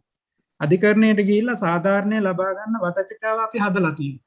දැන් මේකේ ඇත්තටම එක පැත්තකින් මේක අපි අධිකරණයට යන එක ප්‍රජාතන්ත්‍රවාදී ලක්ෂණයක්. අනිත් පැත්තෙන් අපිට සිද්ධ වෙලා තියෙනවා අපි ප්‍රජාතන්ත්‍රවාදී විදියට පත් කරගත් රජයක් ආණ්ඩුවක් යම්කිසි ප්‍රජාතන්ත්‍ර විරෝධී වැඩ කටයුතු කරලා ජනතාවට කියනවා මේක අධිකරණයට ගිහිල්ලා බේරගන්න. ඉතින් මේක කොයිතරම් සාධාරණද ජනතාව විසින් පත් කරපු රජයක් මේ විදිහේ මතයක් ගොඩනැගීම. මම නම් කියන්නේ මෙහෙමයි. ඡන්දයෙන් පත් වෙන ජනතාවගෙන් ඵලයට පත් වෙන ප්‍රජාතන්ත්‍රවාදී රටක නායකයෝ විසින් නොකළ යුතු ප්‍රකාශය. මේවා ඉල්ලිබරල් ප්‍රකාශ. වා පුළුවන් නම් පුළුවන් දේ කරපළ කියන වගේ තමයි. අධිකරණයේ අනුගාම දන්නවද ඔක ලොකු කාර්යයක් නේ. ඔක අධිකරණයේ යන්නේ නැහැ. ඒ පාර නීතිය උන් ලෑස්ති කරලා ලෝ පොයින්ට් හදලා අර කියන නීතියට අනුව ටෙක්නිකලි ඔය හරි ගස්සලා ඔය වගේ ඉන්නේ නැහැ නේ. ඒ කියන්නේ ඒකේ පොඩි යන්න. මෙහෙම බෑ. එහෙම බෑ. ඒවා ඔක්කොම ආයතනවල තියෙන භාවිතය පිළිබඳව මිනිස්සුන්ට දෙන අත්දැකීම් නිසා මිනිස්සු නිදහස් අවකාශය ඕවා කතා කරනවා. විවේචනය කරනවා. ඒ විවේචනයට උත්තර දෙන්න වෙනවා. ඒ විවේචන අනුව හැට ගහන්න වෙනවා. කියනවා නම් යම් දෙයක් බාර ගන්න. එහෙම නැතුව ඔහොම කියන්න බෑ. ඒවා ලිබරල් ප්‍රජාතන්ත්‍රවාදී ලිබරල් අදහස් නෙවෙයි. ඒවා ඉල්ලිබරල්. මට මොනවා හරි කතා කරා කියලා උසාවියෙන් බේර ගන්න ඕයි යනවා කියලා කියන්න පුළුවන්. ඒකට අපි දන්නවා එතනින් පස්සේ මට කටවන්න කියලා කියන්නේ. ඒක බෑ. අධිකරණය යනවා නැති කියන්නේ ඒ පුද්ගලගේ වැඩක්. අධිකරණ තියෙන පරිසරය පාවිච්චි කරනවාද එහෙම පාවිච්චි කරන තත්ත්වයක් තියනවාද මේ හැම කාර්යය උසාවිය යනවාද ඒවා අපේ මිනිස්සු කියන කර වැඩන්නේ. එතකොට විවේචනය සහ අදහස් දැක්වීමට එහෙම ස්ථාන හොඳ නැහැ. ඒක එක්තරා තහංචක් තමයි වක්‍රම. ඒ පැතිරෙන ඉන්න ප්‍රජාතන්ත්‍රවාදී යටතේ ඡන්දයෙන් පත් වෙන ආණ්ඩුවක් එහි නියෝජිතයෝ එහි නායකයෝ එහි නිලධාරීන් වශයෙන් ඉන්න අය ඒ ප්‍රශ්න වලට වග කියන්න උත්තර දෙන්න. ඒගොල්ලෝ විරුද්ධ පක්ෂයවවත් උත්තර දෙන්න. පක්ෂය ආධාර නැත්නම් කියනවා ඔයගොල්ලෝගේ ප්‍රශ්නේ වැරදි. ඔක සාධාරණ නෑ. මෙන්න මේ කාරණා පැහැදිලි කරන්න පුළුවන්. එතකොට මිනිසුන්ට මේ බුද්ධිවන්තව ඒවා හිතන්න පුළුවන් නේ. ධර්ම කියපුවම වෙන්නේ මොකද්ද? මිනිස්සු මේ හිතන්නේ ඒ විදිහට නෙවෙයි. මේගොල්ලෝට අදහස ප්‍රකාශ කරන්න තර්කයක් ඉදිරිපත් කරන්න හැකියාවක් නැහැ කියලානේ. ඉතින් මම කියන්නේ ඒවා ඉලිබරල් ප්‍රකාශන. මේ හැමදේම අර මිනිස්සු උසාවියට යන්නේ නැහැ. උසාවියෙන් හැමදේම කරන්න බැරි නිසා අපි විවිධ ආයතන හදලා තියෙන උසාවියේ මෙහා වැඩ කරන්න. දැන් අපි ලක්කොත් එහෙම පරිපාලන නිලධාරීන්ගේ යම් කිසියක් තියෙන ප්‍රශ්නයකදී උසාවියකින් විසඳන්න බැරි නිසා තමයි ඔම්බුඩ්ස්මන් දීලා තියෙන්නේ. ඒක බොහොම සරල විදිහට යන්නේ. එතකොට ඒව පාවිච්චි වෙන්නේ නැති එක වෙනම කාරණයක්. මානවතාවම් කොමිසමක් දීලා තියෙන්නේ. නිකන් ලෙවුන් කැලේ ලියලා පැමිණිලි කරන්න පුළුවන්. ඒක අධිකරණයට එහෙම බෑනේ. එතකොට ඔය තියෙන සමහර කාරණා අධිකරණයට යනවා මිනිස්සු. හැබැයි සමහර කාරණා මිනිස්සු යන්නේ. ඒක වෙනම කාරණා. ඒ වගේම ප්‍රජාතන්ත්‍රවාදී පරිසරයේ ඉන්න කෙනෙකුට අයිතියක් නැහැ. Tamanට විවේචනට උසාවියක් පළල කියන්නේ. ඒගොල්ලෝ උත්තර දෙන්න බැඳිලා ඉන්නේ. මොකද වගවීම accountability කියන එකේ මූල ධර්මයන්නේ අවසානයේදී පහලට වගේ කියන එක. ජනතාවට වගේ කියන එක. ජනතාව වෙනුවෙන් පෙනී හිටින සංවිධාන විපක්ෂය හෝ ආණ්ඩු පක්ෂය ඒ පැත්තේ ඕන පැත්තක උත්තර දෙන්න. එතකොට ඒකට උත්තර දෙන්න ඒගොල්ලන්ට විශාල ආයතන පද්ධතියක් තියෙනවා ආණ්ඩු බලයේ ඉන්නයි. මාධ්‍ය මේවා විශාල පද්ධතියක් තියෙන ඒගොල්ලෝ පුළුවන් උත්තර දෙන්න. එතකොට මේ විදියට මේක කතා කරලා බ්‍රෂ් ඔෆ් කරන එක ප්‍රශ්න මේ මගාරින එක ප්‍රජාතන්ත්‍රවාදය නෙවෙයි. ඒක පිළිගත් ප්‍රජාතන්ත්‍රවාදී සම්ප්‍රදායෙත් නෑ. එතකොට ඒකෙන් පෙන්නන්නේ අන්ත දන්නතුම ඒකල පිළිගන්නවා අපිට උත්තර නැහැ කියලානේ කියන්නේ. අපිට උත්තර නැහැ. අපි උසාවිය යන්න ඕනේ ඒකේ පොඩි ලීග් පොයින්ට් එකක් අල්ලගන්න අඩු කියන පොයින්ට් එකක් අල්ලගන්න එපා. ඒක රටේ හැම වෙන ප්‍රශ්නයකම අඩු කියන පොයින්ට් නැහැ. හරි නීති පද්ධතියේ තියෙන කෝඩ් එකේ තියෙන ඒකට පොයින්ට් එකක් අල්ලන්න අඩු කියන්න බෑ. ඒතර මිනිහ කහන ප්‍රශ්නයකට උත්තර දෙන්න ඕනේ. ඒ අර ටිකක් නිකන් අර මේ අධිකාරි බලය පෙන්නන්නේ නෑ. මේ තමයි ප්‍රජාතන්ත්‍රවාදයේ තියෙන අපිට නොපෙනෙන කාරණා. සයිකොලොජිකලි මිනිසුන්ට කරන බලපෑම විචාර කරන්න එපා. අපිට වර්ධනය කරගෙන යන්න දෙන්න. ඒ මිනිසුන්ට පේනවා දැන් මේ පොහොර පිළිබඳ කාරණාවේදී එක පැත්තක් කියනවා මේක හෙමින් කරා. මේක පාට බඩ් ගාලා කරන්න බෑ. නේද? මාරා කියන මේක හොඳයි නෝත් හෙමින් කරන්න. යාන්ඩු කියන හෙමින් කරන්නේ අපි පාට කරනවා. හරි. ඊළඟ නඩු දාන්න බෑ ඒ කාරණේ. නඩුවක් හදාගන්න යයි වෙලාවක් ගිහිල්ලා. එතකොට ඒවන් මේ විශේෂඥ සාක්ෂි අරන් ගිහලා කතා කරනවා. නමුත් මේවට අපි කියන්නේ ඇත්තටම මේ policy issues නේ ප්‍රතිපත්ති ගැටලු. එතකොට ඒවා පිළිබඳ ඇඩ්වොකසි කරන්න. බලපෑම් කරන්නේ දැන්. ඒක ප්‍රජාතන්ත්‍රවාදයේ අයිතියක් නම් නිදහස කතා කිරීම කියන ඇතුලේ මං ආණ්ඩුවට බලපෑම් කරන්න අදහස් දක්වන්න. මේවා ඉර දෙන්න එපා. එතකොට මේවා ඉල්ලිබල් ප්‍රකාශන අනික කාලයක් මතකනේ 77 කාල ජනාධිපති ජයවර්ධන කිව්වනේ මේ ස්ත්‍රියක් පුරුෂයෙක් කරන්න පුරුෂයෙක් කරන ඕන බලයක් මට තියෙනවා කියලා. ඒක හරි ඉල්ලිබරල් නේ ඒ ප්‍රකාශය. ඕක එංගලන්තේ එහෙම කරානේ මේ මිනිහ හිටුවේ ගෙදර. ඒ වගේ ප්‍රකාශය මේ ප්‍රකාශය ඇමරිකාවේ එංගලන්ත දේශපාලකෙක් කරා නම් එයා හෙට ගෙදර යන්නේ. ඒකට හේතුව මේ ප්‍රජාතන්ත්‍රවාදී පිළිබඳ සම්වාදය නිසිවදිර තේරුම් ගත්තු සිවිල් ප්‍රජාවක් වාසය කිරීම. අපිට එහෙම සිවිල් ප්‍රජාවක් නැහැ. ඒ සිවිල් ප්‍රජාව අතට මේ කතිකාව ගෙනියන්න ඕන. එහෙම නැතුණා මේම තමයි. හෑන්ඩඩ්ලි වැඩ කිරීම ගැන අපි කියන්නේ. ලොකු මේ බලය අතේ පාවිච්චි කරලා මේ යන්න හදන. ඉතින් මේක ප්‍රජාතන්ත්‍රවාදී නෙවෙයි. අර සිම්ප්ලි ගත්තොත් මේවා අර ප්ලේටෝ කිව්වා වගේ යුක්තාගත නැහැ. නේ?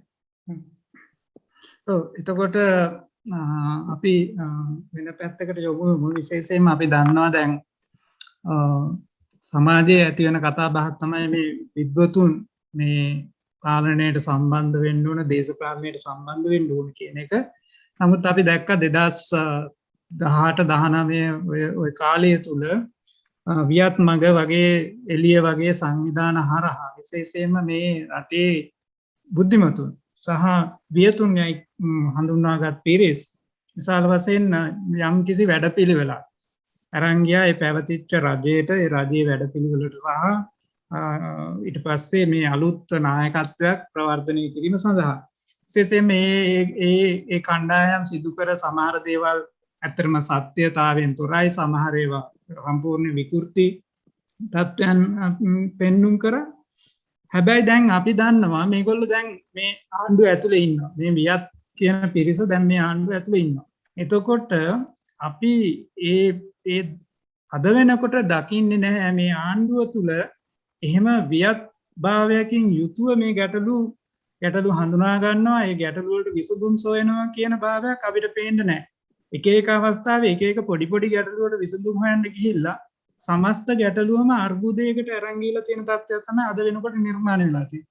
විශේෂයෙන් මේ රටේ ආර්ථික අර්බුදය ඇත්තටම මේ විදිහේ චූටි කොටස් වලට ප්‍රශ්න වලට ගැටලු හොයන්න ගිහිල්ලා වර්ධනය කරගත්ත තත්ත්වයක් විදිහට මම දකිනවා. මගේ ප්‍රශ්නය තමයි මෙතෙන්දී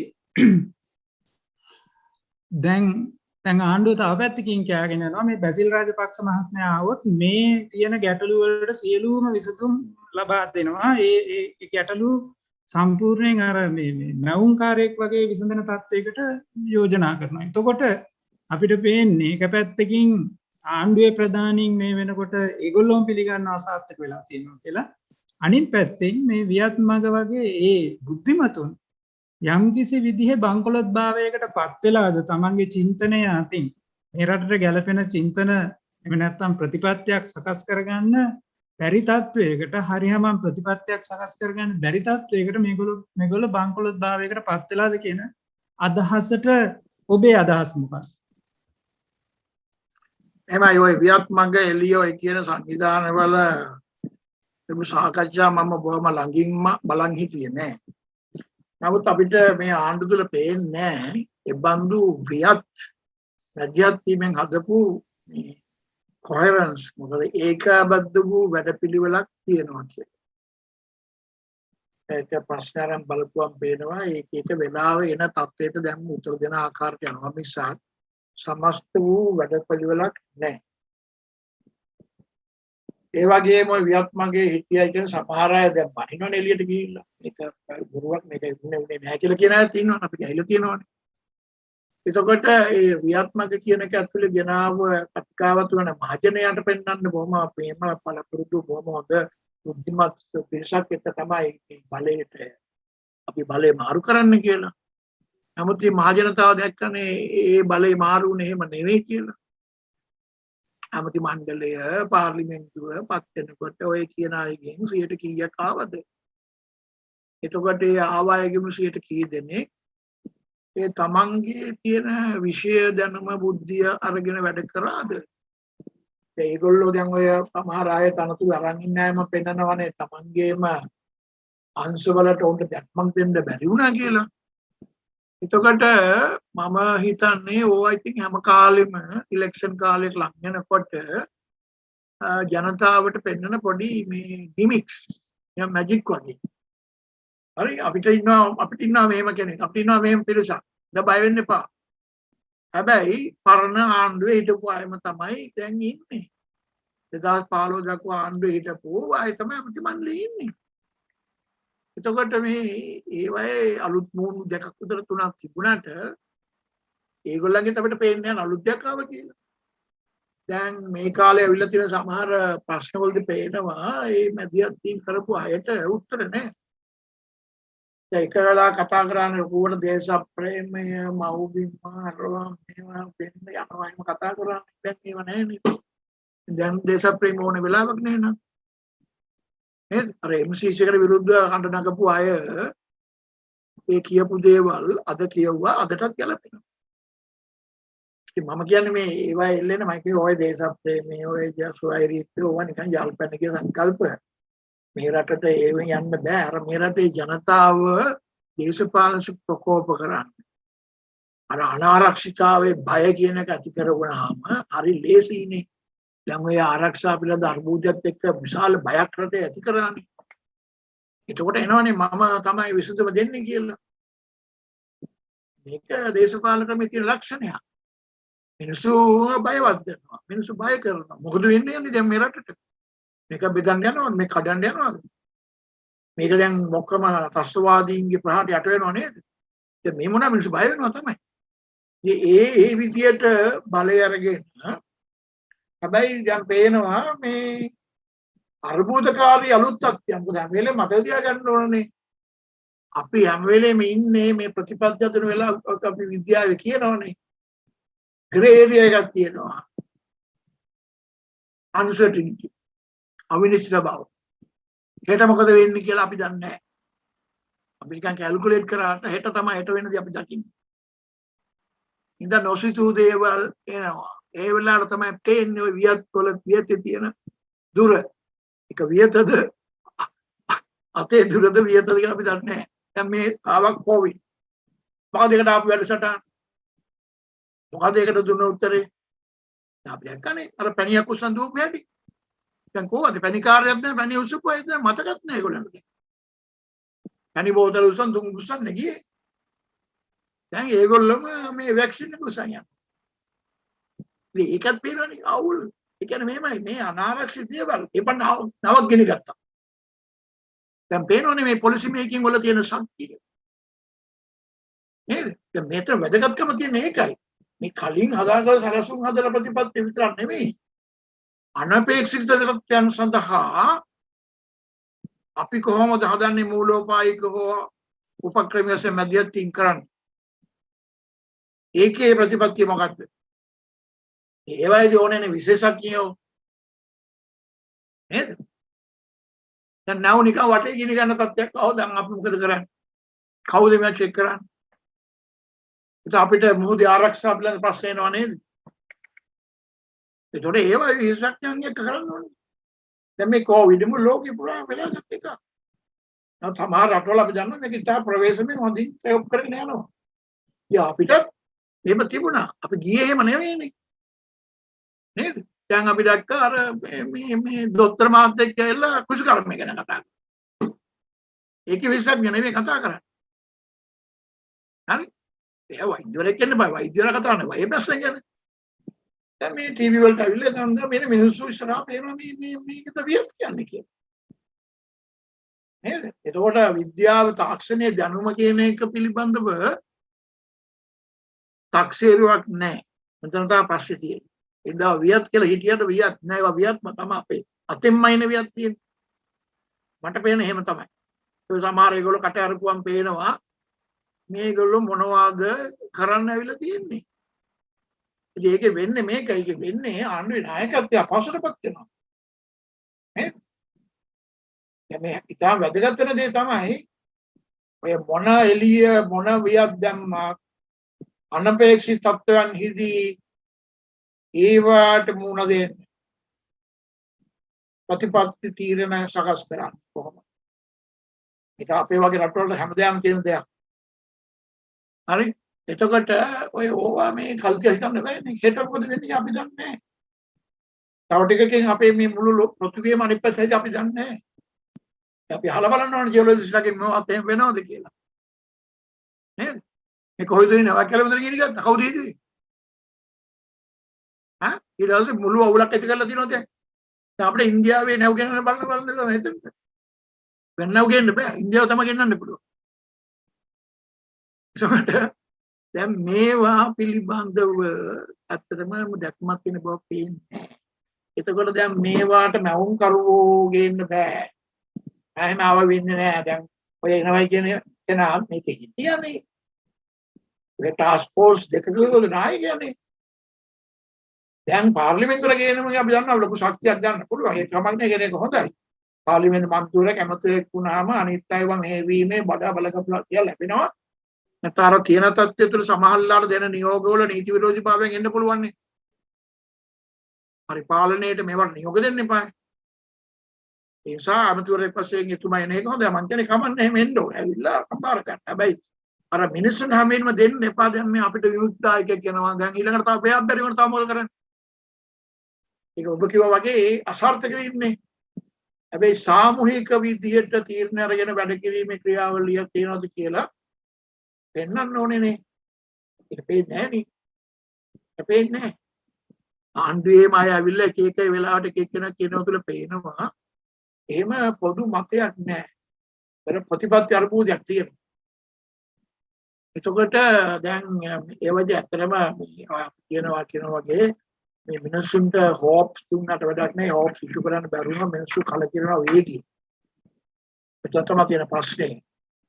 එතකොට අනිත් එක තියෙන ප්‍රශ්නේ තමයි ඊට පස්සේ මිනිස්සු දේශපාලනය පැත්තට අපැලවක එක්කවත් වැඩක් නැහැ කියන අර ඒ පොලිටිකල් සත්‍යෝ පොඩපත් කරනවා. ඒගොල්ලෝ මේ අනිත් පැත්ත වලට යන්නේ නැහැ. ලැජ්ජා බෑනේ ඒ සප්පත්තකට. ඒකත් හානියක් නේ. ඒකට උඟක් පක්ෂ කරන වැඩක් තමයි. බලයට ඇවිල්ලා ලොකු පොරොන් දීලා ඒ තමන්ගේ පාක්ෂිකව අතරමං කරලා දානවා. ඒකද එපා වෙන්නේ. එහෙම වෙනවනේ. දැන් අපි දැක්කනේ මමත් මගේ වැඩේට ජීවිතය අවුරුදු 50ක ඔය එක දේශපාලන අත්දැකීම් තියෙනවා. ඒ ඔක්කොම අසාර්ථක අත්දැකීම්. ඒකනේ මම දැන් මම මේක දේශපාලක නැහැ කියලා අතට. නිදහස් මතධාරයෙක් වශයෙන් ඊට වඩා හොඳයි.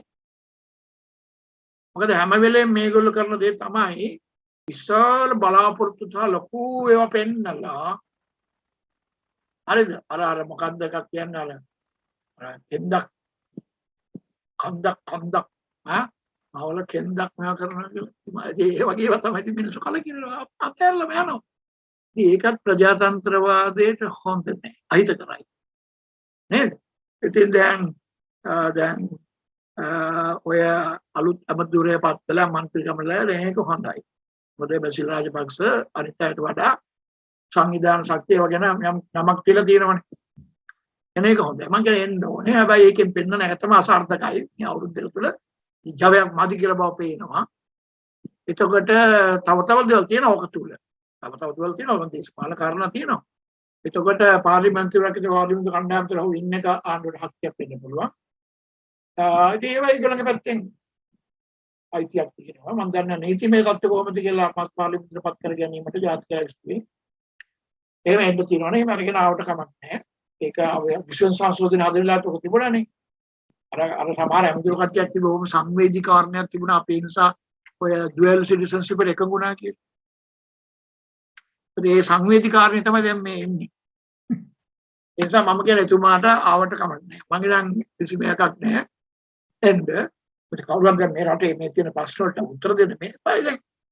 ඔබකියෝ වගේ ආණ්ඩුව බලයෙන් වැටෙන්නේ නැහැ. බයෙන් දුන්නේ නැහැ ආණ්ඩුව. ඒ නිල කාලේ ඉන්නවා. කුමන්ත්‍රණය කරලා මේ මිනිස්සු බලය ඉලවන්න යන්නේ නැහැ.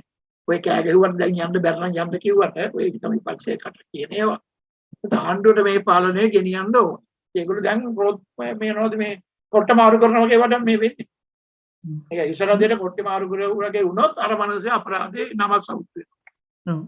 හොඳයි මහාචාර්යතුමනි දැන් අපි ඇත්තටම දැන් මේ ප්‍රජාතන්ත්‍රවාදී රැකගැනීමේ කාර්යභාරයේදී අපි ඇත්තටම සිවිල් සමාජය සහ අපි මේ රටේ යම්කිසි බුද්ධිමතුන් සහ වියත්තු විදියට යම්කිසි කාර්යභාරයක් කරන්න ඕන කියන එක තේරුම් ගත්තා. නමුත් අපි දන්නවා දැන් 2020 මහා මැතිවරණයේදී මේ රටේ ජනතාව විපක්ෂයට වැඩි බලතලයක් ලබා දුන්නේ නැහැ. වැඩි බලයක් ලබා දුන්නේ නැහැ. ඒ වගේ වාතාවරණයක් තුල අද විපක්ෂය මේ ප්‍රජාතන්ත්‍රවාදයේ රැක ගැනීමේ කාර්යභාරයේදී කුමන කාර්යභාරයක් කළ යුතුදයි කියලා ඔබ හිතනවා? එහෙනම් මම පළවෙනියෙන් කියන්නේ මේ විපක්ෂයට බලයක් දුන්නේ නැහැ කියලා කියන්න බෑ. ඒ ඡන්ද ප්‍රමාණය අඩු ඡන්ද ප්‍රමාණය ලොකු ඡන්ද ප්‍රමාණයක් තිබුණා. මේ ආසන බෙදීමේ ක්‍රමය තුළ ආසන ප්‍රමාණය ඇති. මොකද 70 ලක්ෂයක ඡන්ද ප්‍රමාණය කියපු ආණ්ඩුවක් ඒ විදිහට එනකොට විපක්ෂයේ ආසන ගන්න අඩු වෙනවා. හැබැයි විපක්ෂය ඒකෙන් දුර්වල වෙන්න බෑ. විපක්ෂයට රෝල් එකක් තියෙනවා. එකක් තමයි විපක්ෂයේ තියෙන ප්‍රශ්න මට පේන තුල තමයි විපක්ෂය කියලා කියන උත්තම බලවේග වල යම් සම්බන්ධීකරණ එකතුවක් හදාගන්න වෙනවා. ඒ කියන්නේ අපගේ ජන බලවේගය කියන එක විතර නෙමෙයි විපක්ෂය කියන්නේ. එයා ඔක්කොම යම් කිසි ආකාරයකට කෝඩිනේට් වෙන්න වෙනවා විපක්ෂයක්. අපි අර සම්ප්‍රදායික පාර්ලිමේන්තුවේ මේ විපක්ෂයට රෝල් එක තියෙනවා. ආණ්ඩුවට විකල්ප ආණ්ඩුව වශයෙන් පෙනී සිටීම මේ වගේ කාරණා. එතකොට ආණ්ඩුව ඒ ප්‍රතිපත්ති වල වැරදි අඩුපාඩු පෙන්වීම, ඒවා හරි මග ගැනීම, විකල්ප ප්‍රතිපත්ති, ඒ වගේම ආණ්ඩුවේ කරන ක්‍රියාදාම ජනතාව දැනුවත් කිරීම, ජනතාව එඩියුකේට් කිරීම මේ රෝල් එක විපක්ෂයට තියෙනවා. විපක්ෂයට තියෙනවා ඊළඟ ආණ්ඩුව අපි හදනවා. හැබැයි පස්සේ තියෙන කැබිනට් එකේ ආණ්ඩුව නෙවෙයි හදන්නේ. ජනාධිපතිවරයාත් එක්ක ආණ්ඩුව හදනවා. ඒ විපක්ෂයට දෙනවා ජනාධිපතිවරයාට අදාළ වෙන අපේක්ෂකයා කවුද කියන එක ඉස්මතු කරගන්න ඕනේ. ඊළඟට පැතුමට යනකොට තමගේ පොදු අපේක්ෂකයා කියන අරමුණක් තියෙනවා. පොදු වෙන්න එපා. ඔබට ගියපාර විපක්ෂයේ පොදු අපේක්ෂකෙක් කරගෙන ආවා. ඊට කලින් විපක්ෂයේ පොදු අපේක්ෂකෙක් කරන් ආවා. බලයට ආවට පස්සේ ඒගොල්ලෝ දැන් වර්ධන මහත්තයා වුණ 77 මහා බලයක් ගත්තට තොණ්ඩවල් මහත්තයා ගැනත් දාගෙන ආණ්ඩුව අර බැලන්ස් කරගත්තා. අපිට එතකොට මේ ඇතුලේ ගොඩක් බලයක් එකතු කරලා තියාගත්තා. 50% ලේසි නෑ. එතකොට විපක්ෂයට තියෙනවා ඒක. දැන් විපක්ෂයට තියෙනවා දැන් මම මේ රටේ හඩක් මේ වෙලාව දක්න්නේ නැති සුළුතරයක්. පුළුතර ආගමිකයා ටිකක් ෆ්‍රින්ජ් එකට වැටලා ඉන්නේ. ඒගොල්ලෝ ප්‍රධාන වේදිකාවට ගේන්න වෙනවා. ඒගොල්ලෝ මේ කතිකාට සම්බන්ධ කරන්න වෙනවා. ඒ විපක්ෂයට අදින විපක්ෂයට මම කියන්නේ මේ ප්‍රජාතන්ත්‍රවාදී වගකීම දිගටම අරන් යන්න වෙනවා. ඒගොල්ලෝ මේ කියනවා ඊළඟ විපක්ෂයට මේක අපිට පවරන්න වෙයි. ඒ ගිය විපක්ෂයේ මේ පොරොන්දු දුන්නා ප්‍රජාතන්ත්‍රවාදී ශක්තිමත් කරනවා කියලා තමයි කිව්වේ. ඒ නිසා බලට ආව ගමන් කියන්නේ ප්‍රජාතන්ත්‍ර ශක්තිය අලුත් ව්‍යවස්ථාවකුත් ගෙනවා කියලා. නේද? එතකොට මේ විපක්ෂයට ඒ වගකීම් තියෙනවා. එතකොට විපක්ෂයට පාර්ලිමේන්තුව ඇතුලේ තියෙන රෝල් එක. දැන් විශ්වාස භංග ජනා කියන්නේ විශ්වාස භංගයෙන් පරද්දන්න බෑනේ විශ්වාස පෞතරේ මේ නෑ. හැබැයි විශ්වාස භංග ජනා කියන්නේ ජනතාවට යම් මාතෘකාව සම්බන්ධයෙන් වාද විවාදයකට අදහස් ඉදිරිපත් කරන අදහස් දෙන්න. එතකොට ඒක පාවිච්චි කරන්න ඕනේ විපක්ෂය. දැන් විපක්ෂය එනස අත්තටම රාෂ්ට්‍රීය විපක්ෂයේ ඊළඟ ආණ්ඩුව හදන්න එපා වුණා. ඒ වගේම මේ ආණ්ඩුව පටන් ගන්න සමහර කාර්යයන් එතනින් නතර කරන්න බැරි වෙනවා. සමහරව අරන් යන්න වෙනවා. මොකද ආණ්ඩුවක තියෙන කොන්ටිනියුටි කියලා එකක්. හැම ආණ්ඩුවක් ආවෙලේ ඔක්කොම කපලා පටන් ගන්න බෑ. දැන් මේ සමහර දැන් කරනවා වගේ. ඒ ආණ්ඩුව පටන් ගත්ත කලේ ප්‍රොජෙක්ට් එක වහලා දාලා වෙන කාටවත් දාවට දෙන්න එහෙම කරන්න බෑ. ඒතකොට ජාත්‍යන්තර කිව්සුම් කැන්සල් කරලා අපි ලොකු වද්ද ගෙවන එහෙම අවලං කරලා එහෙම එනවනේ එහෙම කරන්න බෑ. ඒතකොට විපක්ෂයේ අත්තටම Tamanට බලය ලැබුණොත් කරන්න බැරි දේවල් ගැන අර කරා වගේ කරන්නේ නැතුව කරන්න පුළුවන් දේවල් ගැන කතා කරලා වඩා විද්වත් සංවිධානයේ සාකච්ඡාවක් කරන්නේ ඉස්ලාම් ශක්තිමත් වැඩපිළිවෙලක් ඉදිරිපත් කරනවා. මේ කඩා වැටලා තියෙන සමාජ දෙයක නැවත සකස් කරනවා. මේ ප්‍රශ්න අඳුර ගන්න වෙනවා. ඉමීඩියට් ප්‍රශ්න මොකද අතරම ලොකු ප්‍රශංසකරණයකට අපේ රට ගෙනියන්න වෙනවා. විශේෂම සමාජීය වශයෙන් සංස්කෘතික වශයෙන් දෙන කඩාවැටීම්. ඊළඟ අර මම කිව්ව කාරණේ දූෂණය නතර කිරීම පිළිබඳ බරපතල විදියේ විදිහට සකස් කරන්නේ. හොරු අල්ලන්න යන්න නෙවෙයි. හොරුන් පහළ වීම හොරකම් කිරීම නතර කිරීමට සත්‍යයක් පියවර දාන්න. ඒ දානමෙන් සමහර දැම්ම ඒවා පුළුවන්. දැන් ප්‍රසම්පාදනය පිළිබඳ කොමිෂන් ඔඩිට් කොමිෂන් මේවා ඔක්කොම ඒ විකත් එක්ක දුර්වල කර දැම්මා. ඒ විශ්ව සංශෝධනයේ තියෙන නරක එකයි මම ඒක අපි බලුවොත් විධායක ජනාධිපති ක්‍රමය ශක්තිමත් කිරීම විතරක් නෙවෙයි අර 19 ගෙනාපු සමහර ආයතනික විධිවිධාන. දැන් මැතිවරණ කොමිෂන් දුන්න ශක්තිය දැක්කනේ. ස්වාධීන කොමිෂන් කියලා පද්ධතියට ශක්තියක් දුන්නානේ. ඒවා ඇත්තටම ස්වාධීන නෙවෙයි ඒවා මහජනයාගේ කොමිෂන්.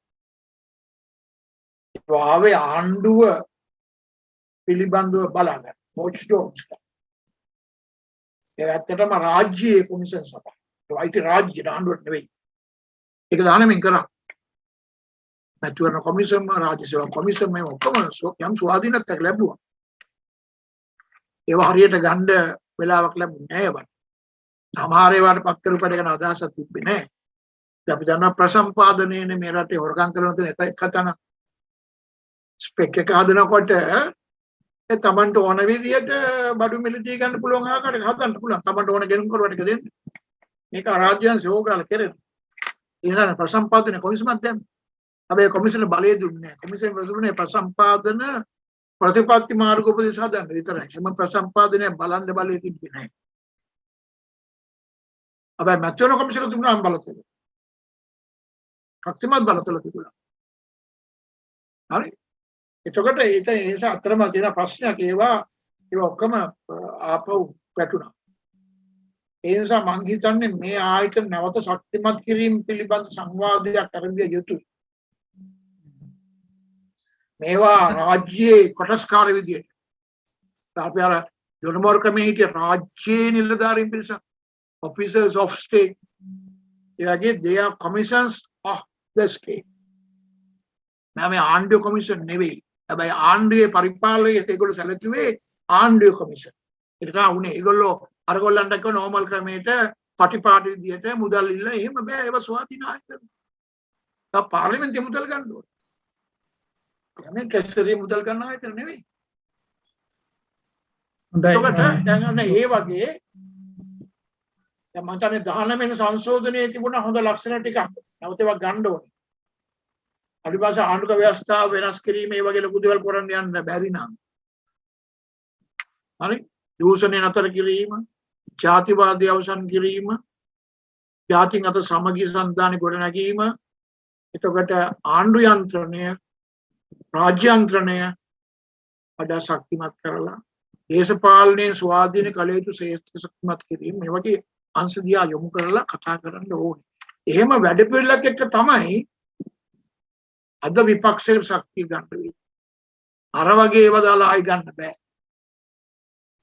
ඔය වියක් මග ඉන්නවා අපි ගා කතිකයෝ ඉන්නවා හොඳ කතිකාවක් තියෙනවා අපිට එළියක් තියෙනවා.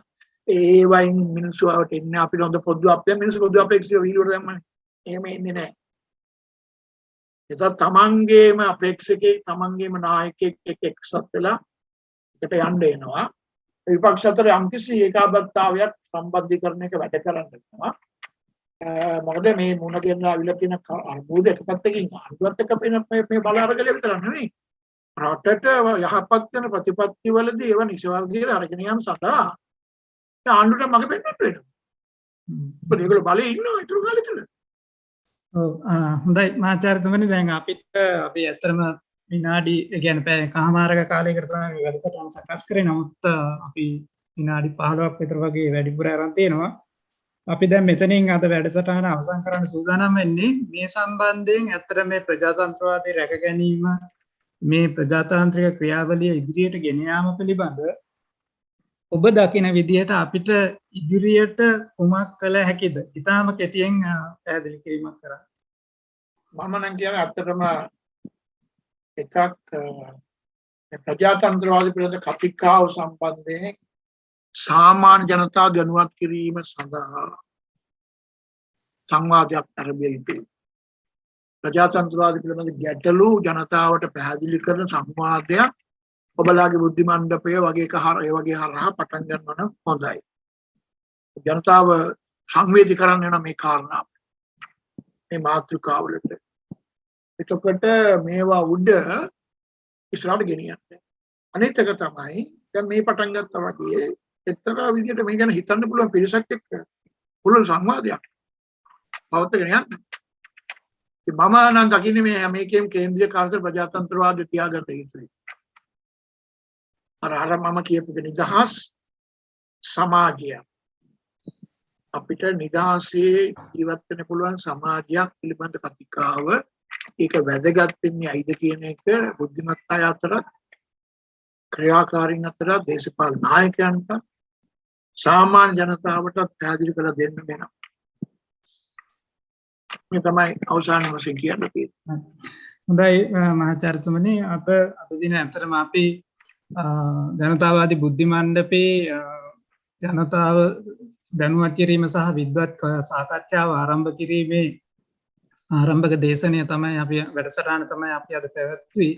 විශේෂයෙන්ම ඉදිරිය වැඩසටහන නමින් මේක අපි නම් කරලා ලංකාවේ සිටින විවිධ විද්වතුන් නිදහස් මතධාරීන් ගෙනල්ලා මේ මණ්ඩපයට ගෙනල්ලා සාකච්ඡාවක් කිරීම අපි අද ඉඳලා ආරම්භ කරනවා. විශේෂයෙන්ම සති දෙකකට වතාවක් අපි මේ වැඩසටහන සිංහල මාධ්‍යයෙන් කිරීමට බලාපොරොත්තු වෙනවා. ඒත් එක්කම අපි දෙමළ මාධ්‍ය වැඩසටහනත් ඒ හා සමගාමීව ආරම්භ කිරීමට කටයුතු යොදමින් පවතිනවා. ඉතින් අද දින අපි විශේෂයෙන්ම මහාචාර්ය නවරත්න බණ්ඩාර මහත්මයාට විශේෂයෙන් ස්තුතිවන්ත වෙනවා අපේ ආරාධනය පිළිඅරගෙන තමන්ගේ කාලය කැප කරලා ඇවිල්ලා අපිත් එක්ක මේ සංවාදයේ නිරත වීම සම්බන්ධයෙන් ඔබතුමාට ගොඩක් බෙහෙවින් අපි ස්තුති වෙනවා.